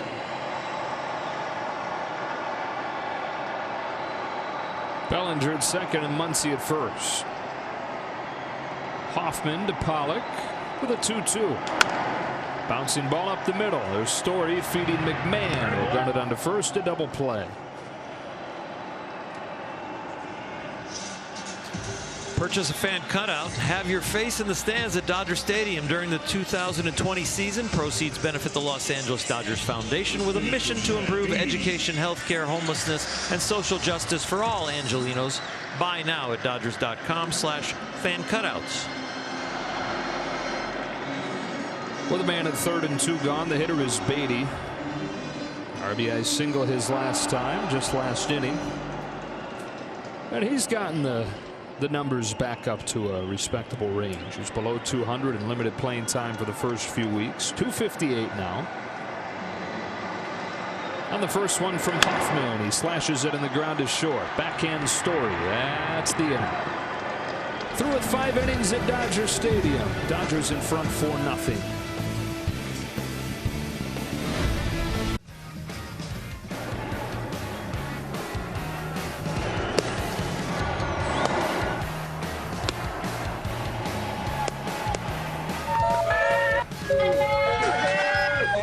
It's been awesome tonight having our 3rd Dodger watch party, and have been treated to a good one. 4-0 Dodgers in front. Walker Buehler has been on his game. 9 Ks over 5 shutout innings, and only base runner Charlie Blackmon single in the 4th. Gets ahead of Sam Hilliard. 0-1. Next pitch would be the 70th of the game for Buehler. It's a breaking ball for a strike, and so the pitch count is within the range where it'd be getting really interesting right now if he hadn't given up that one measly hit to Blackmon. Yeah, this is Walker Buehler Day, and we're going to have May Day, and we always have Kershaw Day. But these days get really exciting when these elite, talented guys are locked in. Walker Buehler close to 75% strikes tonight. With all kinds of life. You better get it started if you're a Rocky hitter. And then once he realizes you are, he's been able to throw that slider and especially the curveball. Pull the chain on you.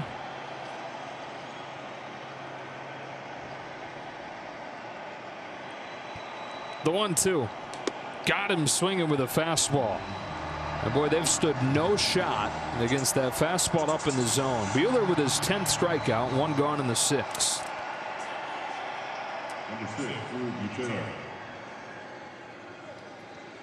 10th strikeout total, 9th out of the last 11 outs. He's done a nice job with the elevated fastball to finish some of these guys off. McMahon we've seen, Story we've seen. Butera now chokes up, swings and misses at a first pitch cutter. He was gearing up for something straight and didn't get it.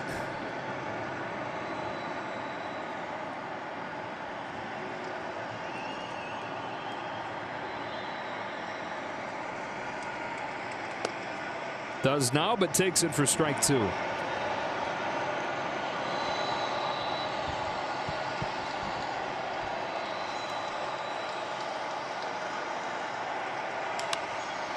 Poke to right, base hit for Butera. Drew just looked like he was up there trying to play pepper. Just let Walker supply the power and trying to find a way to put the barrel on it. Just a little chop swing, just kind of, yep, just finishes it off. Because he's choking up, he doesn't know if he's got enough bat, so he releases the top hand to give him some extension and gets the hit. Just touch it.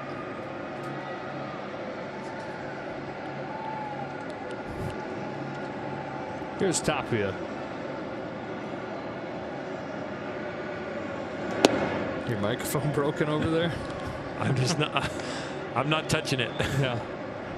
Okay, good.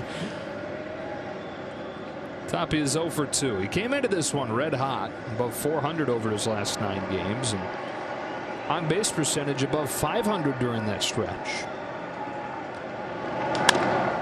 Chopper past the diving Beatty and Muncy into right.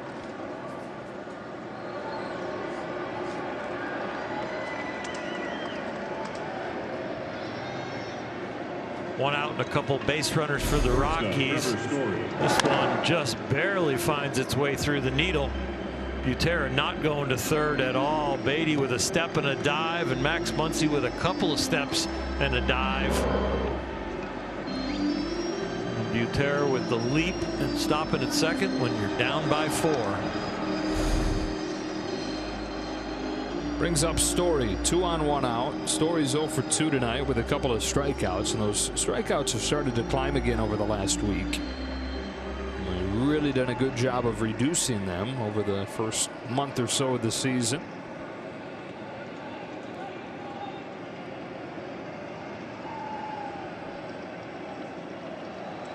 First round pick of the Rockies in 2011.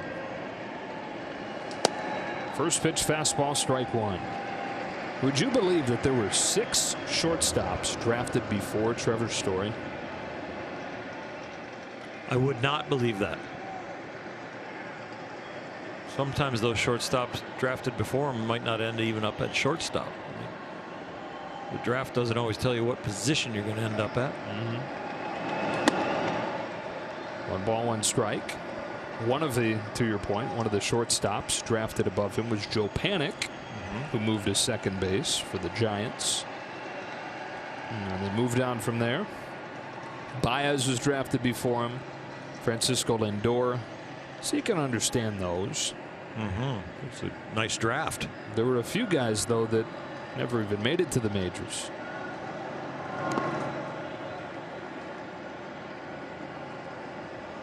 First couple years of his pro career looked justified. He wasn't very good in the low minors. Struck out 183 times in 130 games in A-ball. Went back and studied old video of his swing from high school, and then he spent time with Troy Tulowitzki during the winter. Troy had him come stay at his place in Las Vegas. Troy said he really challenged him to work harder, think a little bit differently. That's a strike, and it's 2-2, and completely reset his mental approach to the game. And then wouldn't you know it, it was Troy Tulowitzki getting traded for the guy who is now pitching for the Rockies and Jeff Hoffman that opened up a spot for Story to make it to the majors in 2016 after 5 minor league seasons.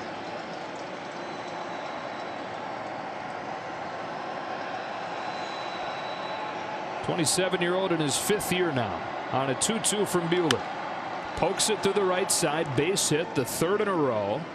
Headed for the plate, Butera. Peterson's throw goes to third, and the Rockies are on the board. They've brought the tying run to the plate.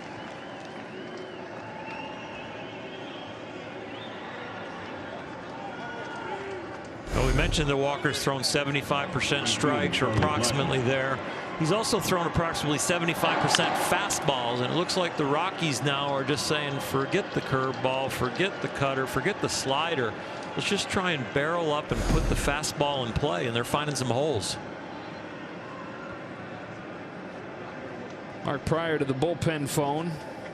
1st and 3rd, 1 gone, and Charlie Blackmon broke up the perfect game in the 4th inning. Represents the tying run. There goes Story on the first pitch. Barnes throws down, no chance, and Tapia hangs on at third. This game just went from Dodger dominance to interesting.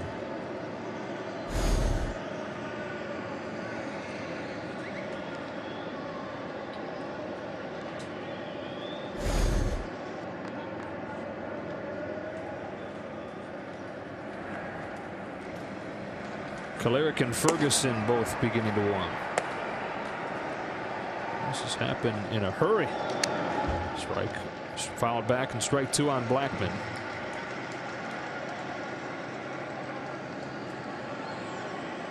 And why get 2 lefties up? One might be up, Ferguson, if you need a strikeout. The other one might be up if you need a ground ball in Kolarek.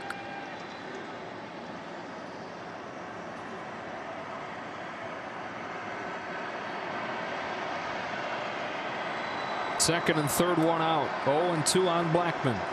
Buehler comes home, and Blackmon swings and misses. Strike 3. Arguing with home plate umpire Rob Drake that he made contact, but to no avail. But Black arguing as well.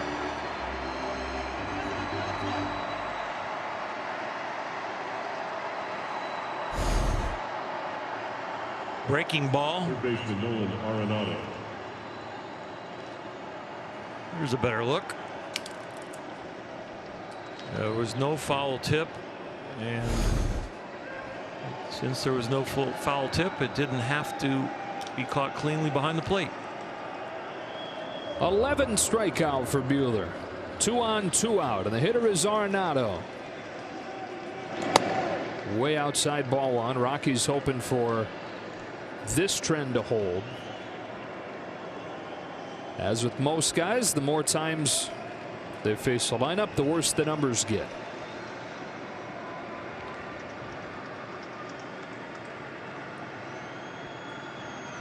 Facing Arenado, who's 0 for 2 and chased a slider that was way off of the plate his last time for a strikeout. 2-0.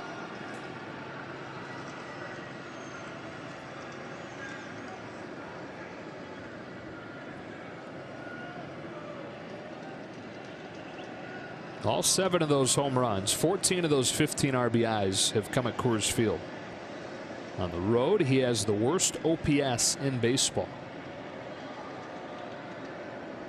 Still doesn't make you feel any more comfortable, though, when he's representing the tying run. Buehler falls behind him, 3 balls, no strikes. With Daniel Murphy on deck, one of the 2 lefties in the Dodger pen could be in here in a hurry. Murphy hits from the left side. Let's see how aggressive Buehler is trying to get back into the count here. 3-0 green light, fouled straight back, 3-1. A quick word from Jack in the Box. Try my $5.99 Southwest Cheddar Cheeseburger Combo and make it a double for $1 more. Order now with no contact delivery.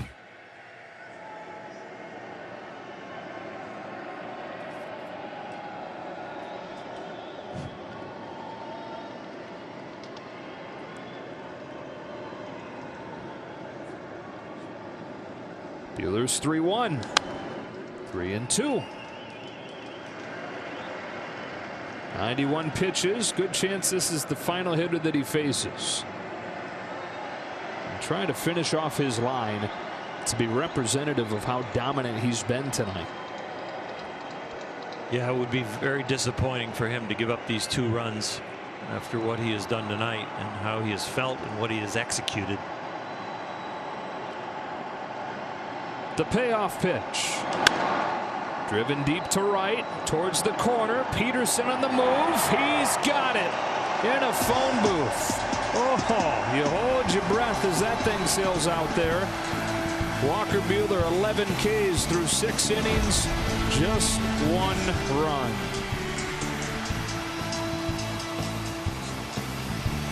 Dodger Baseball on Sportsnet LA is brought to you by Jack in the Box. Because you asked for it, the Jack in the Box Spicy Chicken Strips Combo is back on the menu for a limited time for only $5.99. And by Nissan. Take off in a new Nissan before summer ends.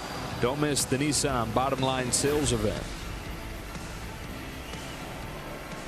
6 innings for Buehler. Dave Roberts over to give him a congratulations on a good night. A little massage, too. Season high 11 Ks for Walker as Taylor lifts the ball to deep left center field in the first pitch of the inning. It's off the base of the wall. He's chugging his way around second and will hang there with a leadoff double.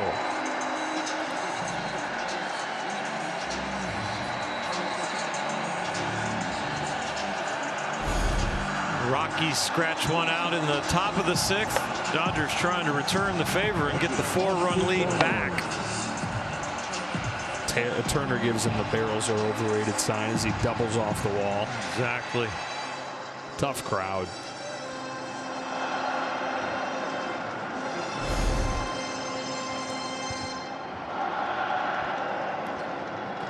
So now Barnes.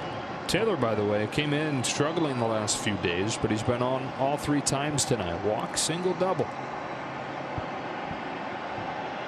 Barnes trying to extend that hitting streak. 0 for 2 so far. Takes in the dirt. Kicks away from Drew Butera, and Taylor quickly moves to third as we check in with Alana. Guys, Will Smith took 4 ABs today at the Dodgers secondary side. He also caught and was running the lines today, just kind of testing out that neck stiffness that put him on the IL. Dave Roberts feels confident that if everything goes okay tomorrow coming out of today, he will get the start on Sunday.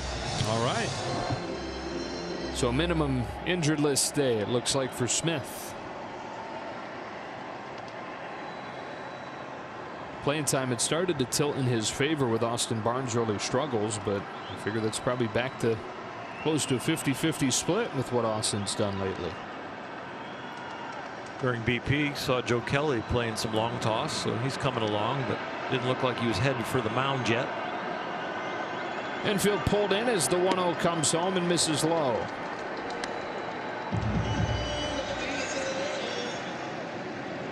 Too bad the IL time can't count as suspension time.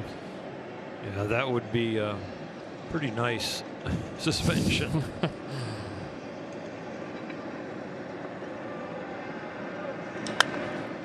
High fly ball to left field.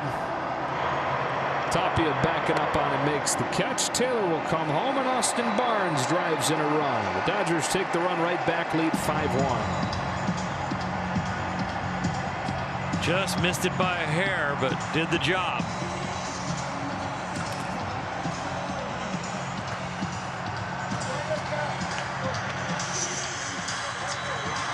So they take advantage of the leadoff double from Taylor.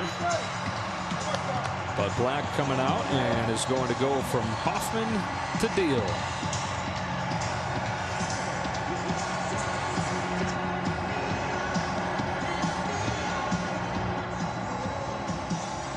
Baseball action, in-game video highlights, live pitch by pitch, breaking news, player updates, stat leaderboards, standings, and much more. Download the MLB app today, the #1 app for live baseball.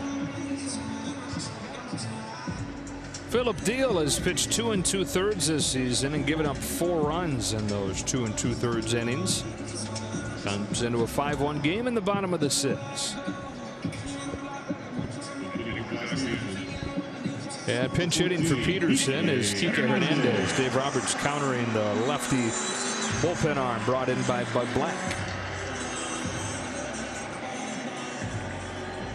Only one clean outing for Deal, so he's looking to get on a roll, and Kike is looking to make him pay. Had that 4-hit game on opening day, and then had his first multi-hit game since yesterday in Seattle.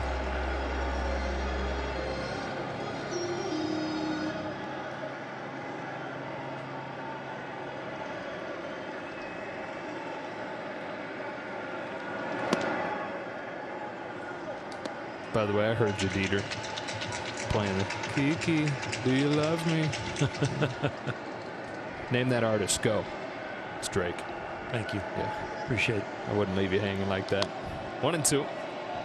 They didn't even get the rope out there. You told me so quick. I know.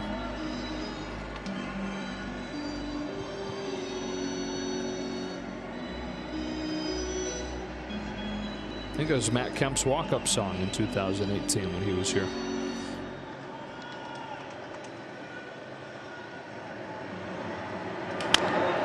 Big bouncer back to Deal. Hernandez is out #2. So you're saying no big deal? I mean, there are a lot of ways we could go with this one. Yeah.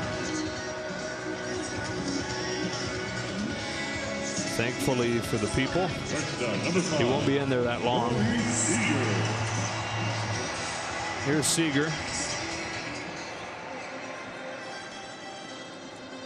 2-run double his last time up.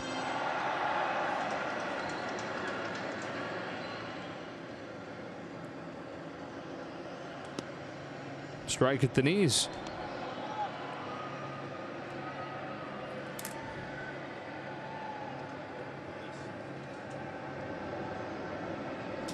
Come set and Deal.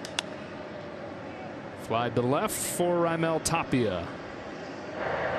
That does it for the Dodgers in the 6th, but they get the run right back. And as we go to the late innings, it's 5-1 LA.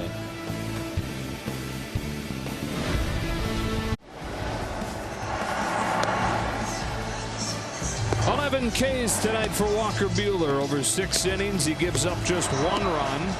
Dodgers over the first 26 games of the season didn't have a double-digit strikeout performance. Now they've gotten him on back-to-back days, as Kershaw does it yesterday in Seattle.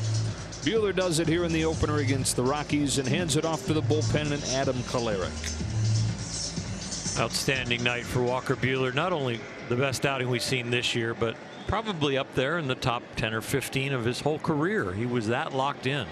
Now Adam Kolarek with that 4-run lead back intact, attacking the Rockies. And Daniel Murphy, strike 1. Hernandez, after pinch hitting for Peterson, remains in the game in right. Murphy 0 of 2 today. 3 of his last 27. Fouls that one off himself. 0-2. Murphy in the second year of the contract he signed with the Rockies. Last year is by far the worst year he's had in a long time. He broke his finger in one of the first games of the season and then hurried back. And it wasn't quite ready for him to be back. He pretty much played through pain the entire season. So they're hoping for a bounce back from him. A few weeks in, the numbers have been better. Lifts a fly ball to left center field. Pollock and Taylor coming together. It's the center fielder Pollock with a call on the catch. Your official Dodger merchandise is available for curbside pickup or home delivery. See Instagram at Dodgers Top of the Park for details. Second day in a row for Kolarek pitching. 1-2-3 inning yesterday. That included a strikeout. 8 1/3 now, and he's given up just 4 base runners this year. No runs. Kemp has struck out both times. The strikeout scoreboard tonight, 11-0.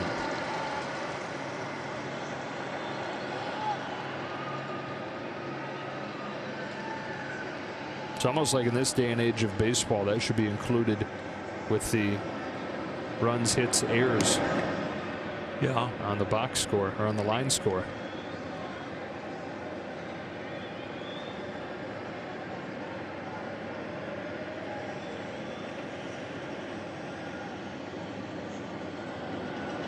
Kolarek to Kemp with a 1-1 offering. 1-2.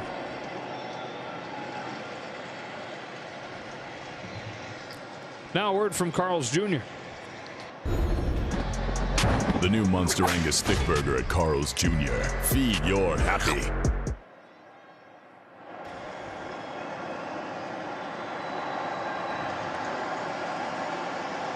The 1-2 pitch.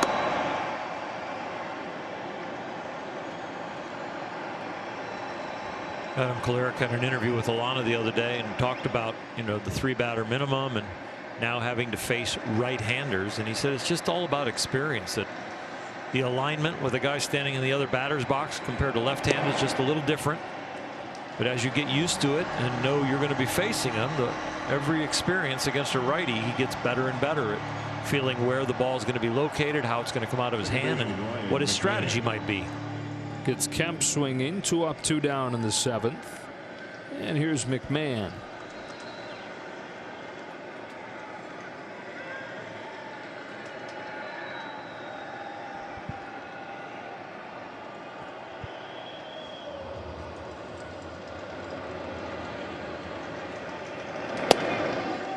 Oh, 1-1.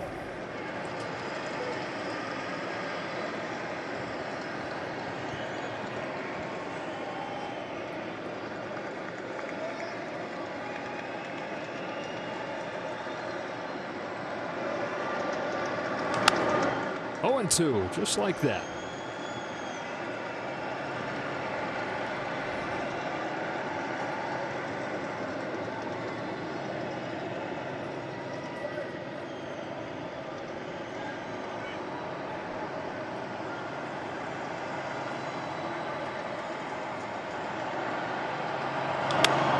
McMahon reaches out, hooks it off the end of the barrel to Hernandez in right. That is a 1-2-3 7th for Adam Kolarek, and we stretch in a 5-1 game.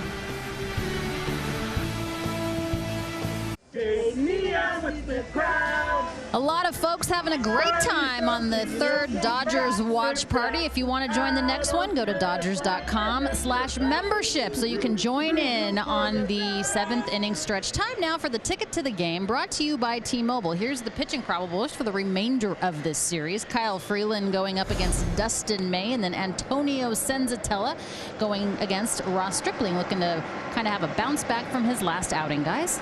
All right, Alana, as Justin Turner leads off this 7th for the Dodgers, leading 5-1. 2 balls, no strikes. But just another note on Walker Buehler's outing: 11 strikeouts, no walks. It's the 6th time in the last 2 years that he's had 11 or more strikeouts with no walks. That's the most by any pitcher in baseball, first of all. Next closest, Shane Bieber and Garrett Cole with 4. There have been 20 occurrences of that, 11 strikeouts, no walks in the National League the last 2 years. 6 of them are Walker Buehler. Turner lifts one a mile up there. Hilliard puts it away, 1 gone. Well, we've come to expect from Walker Buehler precision dominance. I said this in the pregame show, and this year coming into this outing, what we have seen from him is inconsistency and wildness. But this was the Walker Buehler we have come to expect, the one we saw tonight.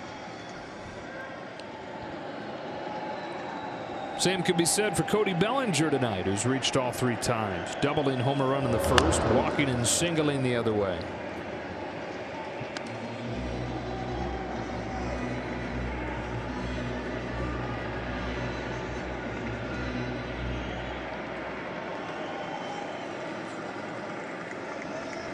Bottom 7 in a 5-1 game. Dodgers trying to get their 9th win out of their last 10. Trying to become the first team in baseball to reach 20 wins. They would move to 6 games ahead of the Rockies if they were able to hold this score. A strike, 1 and 2.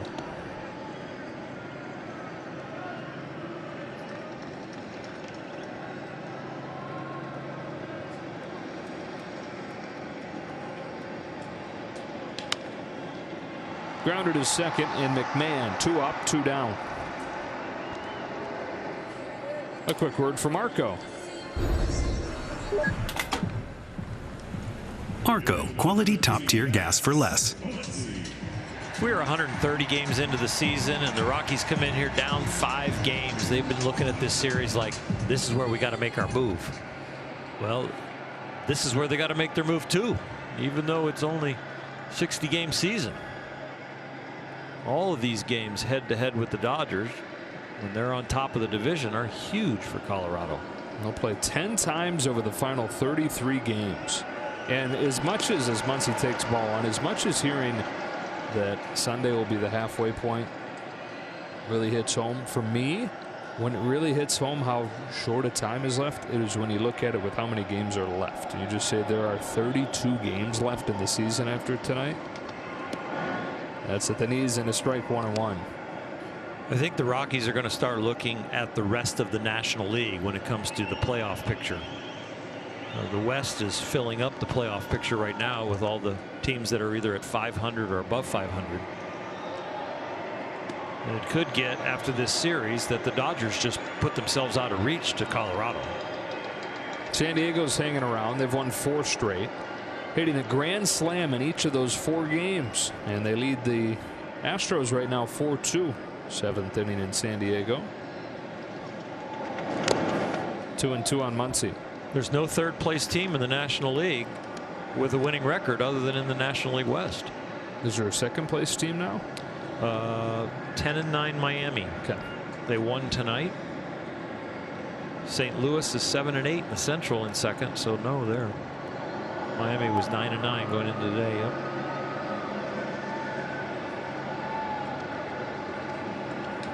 Deal gets the Dodgers in order in the 7th. Let's go to the 8th. The Dodgers 5, the Rockies 1.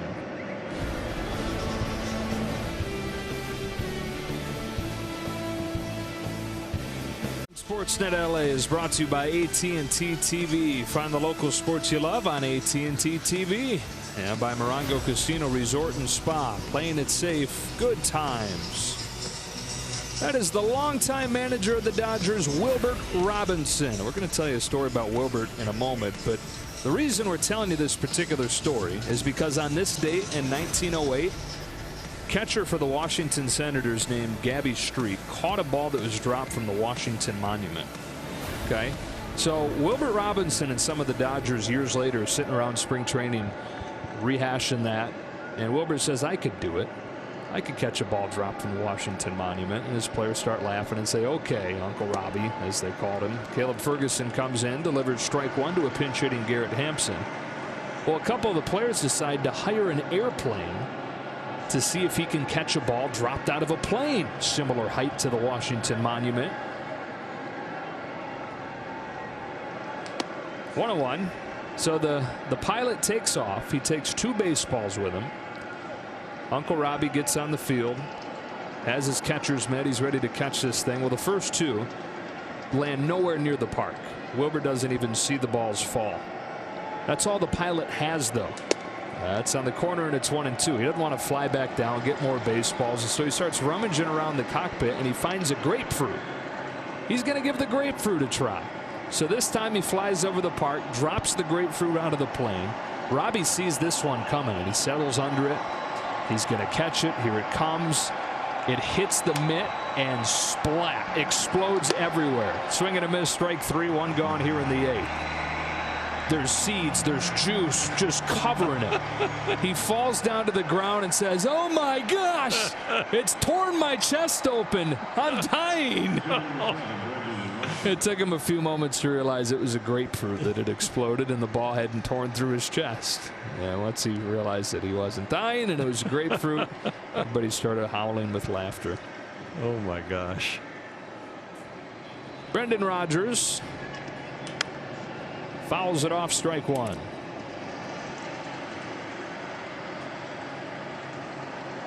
Wilbert Robinson, manager from 1914 through 1931. There was one said about him, quote, he watched it all with a certain detachment as though he might have other more serious business on his mind.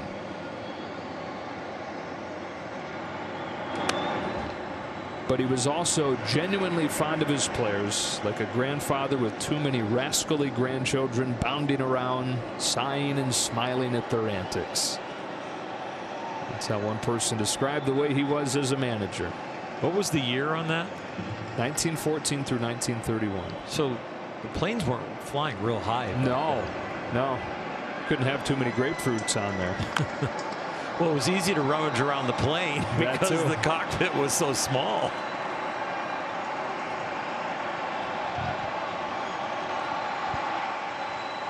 Oh, and 2 on Rodgers. Top prospect for the Rockies. Just came up a couple days ago from the alternate site.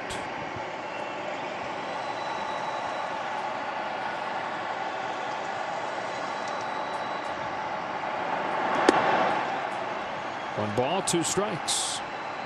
Caleb Ferguson comes on to a pitching mound where the Dodgers have been on a roll. The last 18 1/3 innings, the Dodger pitching staff has only given up 2 runs.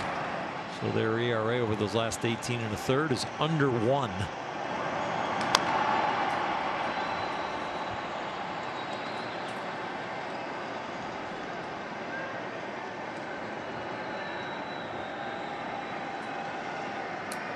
Most consistent strength of this team. Especially good the left-handers. Said really across the bullpen, but it's outside 2-2. Kolarek, Alexander, Victor Gonzalez has joined that parade. Ferguson. Who am I missing? McGee. Did you say Kolarek? Yep, McGee. Yeah. I was missing. Back-to-back Ks for Ferguson. Couple pinch hitters down on strikes. 2 away here in the 8th.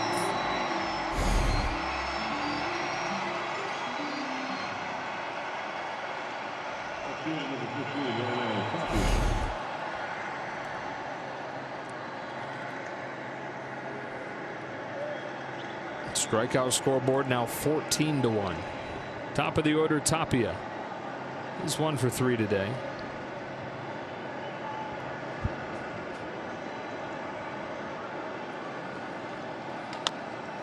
Bounce back to Ferguson. Set his feet.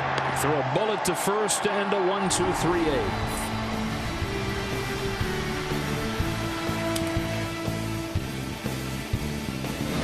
Dodgers trying to add on to this 5-1 lead before they come to bat. We check in with studio for a preview of Access Sportsnet Dodgers. All right, thanks, guys. By far the best start of the year for Walker Buehler. 11 punch-outs in 6 innings. He was really good tonight. Colorado had their hands full. Dodgers 14 at-bats with runners in scoring position. We'll see you guys right here after the game. I was wondering when they came on who was going to talk, because Ned has been silent when Jerry's there. Nomar is silent almost all the time. I think we've heard him talk once in a tease. So that was revealing that Ned stepped up and did that, and Nomar with an outstanding thumbs up. Yeah. Jairo Diaz on to pitch for the Rockies in a 5-1 game in the 8th. Rockies have had serious issues at the back end of the bullpen, as Elias Diaz has also come in.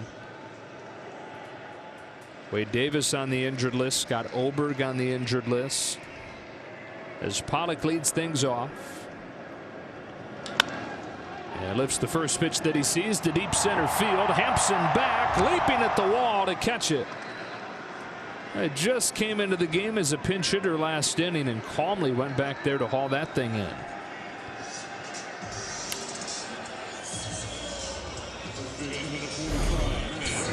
Hillard in center field earlier made a nice play on Corey Seager's ball, and Hampson right here almost duplicates it.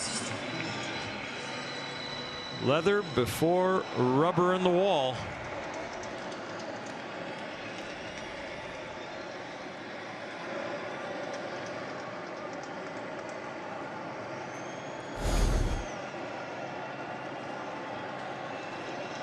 Five-1 game. Here's Beatty.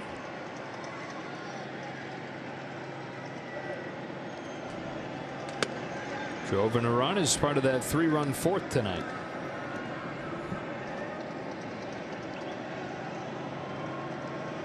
This would be their 14th win in their last 15 meetings with the Rockies in this park.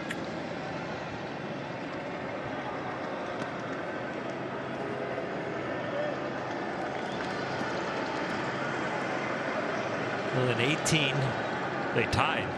Yeah. By the end of the year, right? Yeah. 19, a huge slide for the Rockies.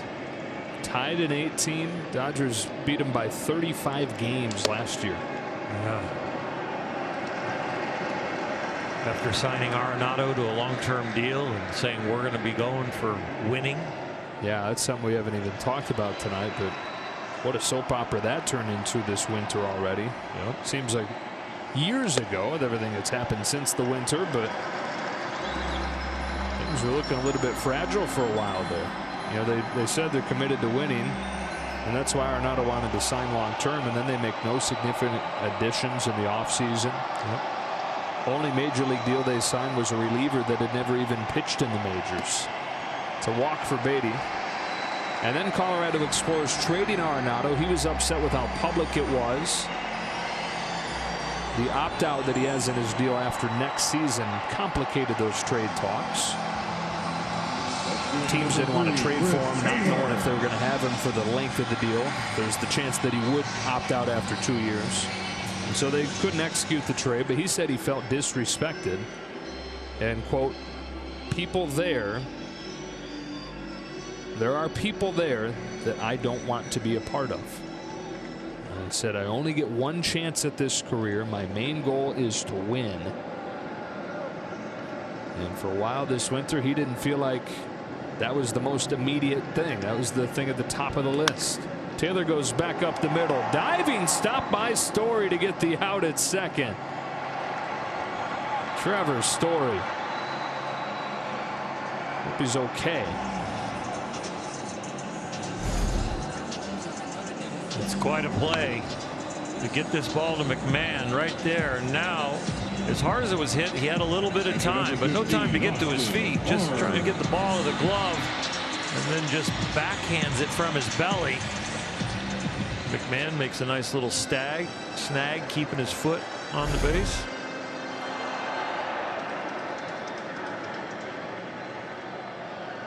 Taylor was that close to getting his 3rd hit of the night. Last chance here for Barnes to extend that 8-game hitting streak. He's 0 for 2, though did bring home a run with a sac fly. And the killer about that play by Story is if there's nobody on, it's a hit. Right. You're not getting that ball to first. Right.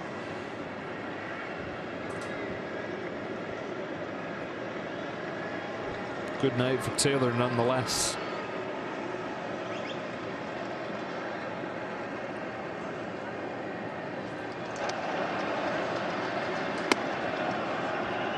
One and one on Barnes.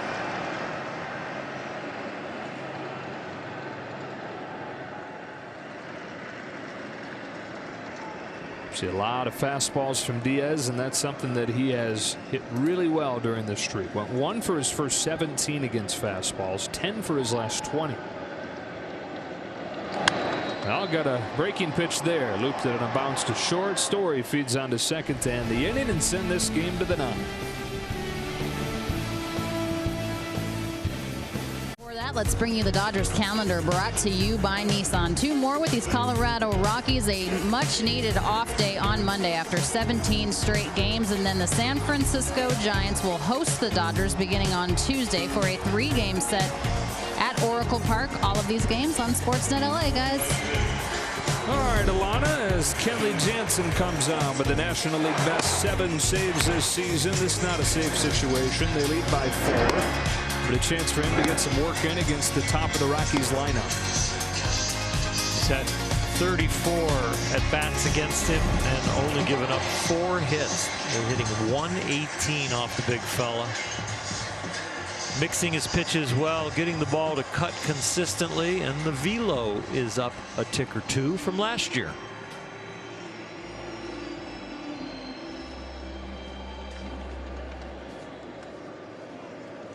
Story, Blackman, Arenado. So not a safe situation, but as close as it can be to without being a safe situation when you see the names that are coming up. Story 1 for 3 today with an RBI. Lone run for the Rockies back in the 6th on his single. Strike 1.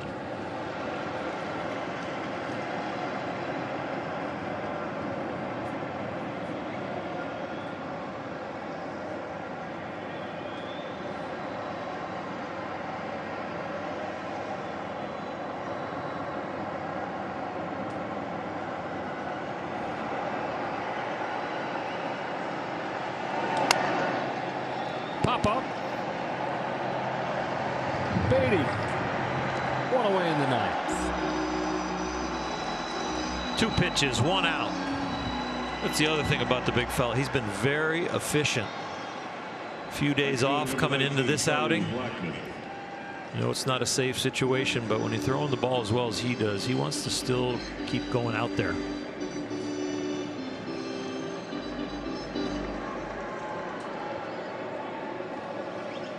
A 5-1 game in the 9th inning. Blackman comes up 1 for 3.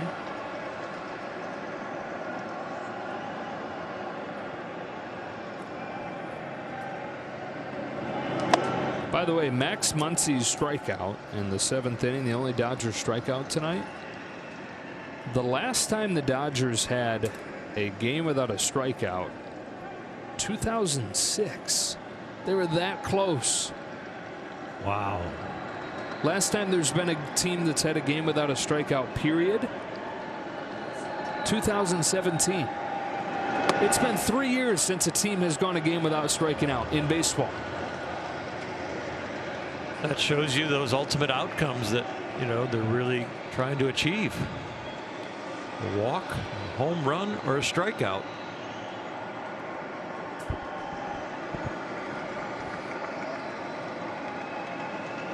That's bananas. I was looking for a way to say it. And you took the word right out of my mouth. That's exactly what I was thinking. So eloquent. Bouncing ball right side. Seager's there. Gets a hustling Blackman. 2 up and 2 down on 5 pitches for Jansen.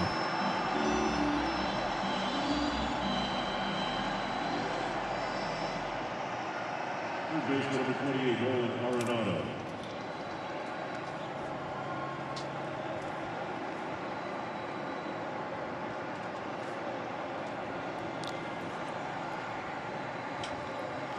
So it's Arenado.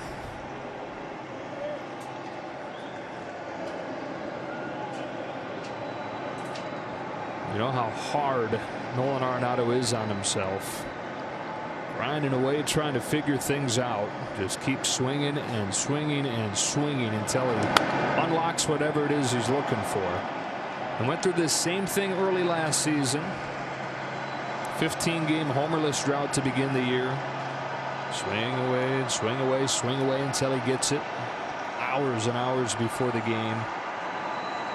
And he's always working on his swing. He said sometimes even when he's out to eat, he'll stand up, and obviously not now since they're not going out, but he'll stand up at the table and practice a swing. Dry hacks in the elevator.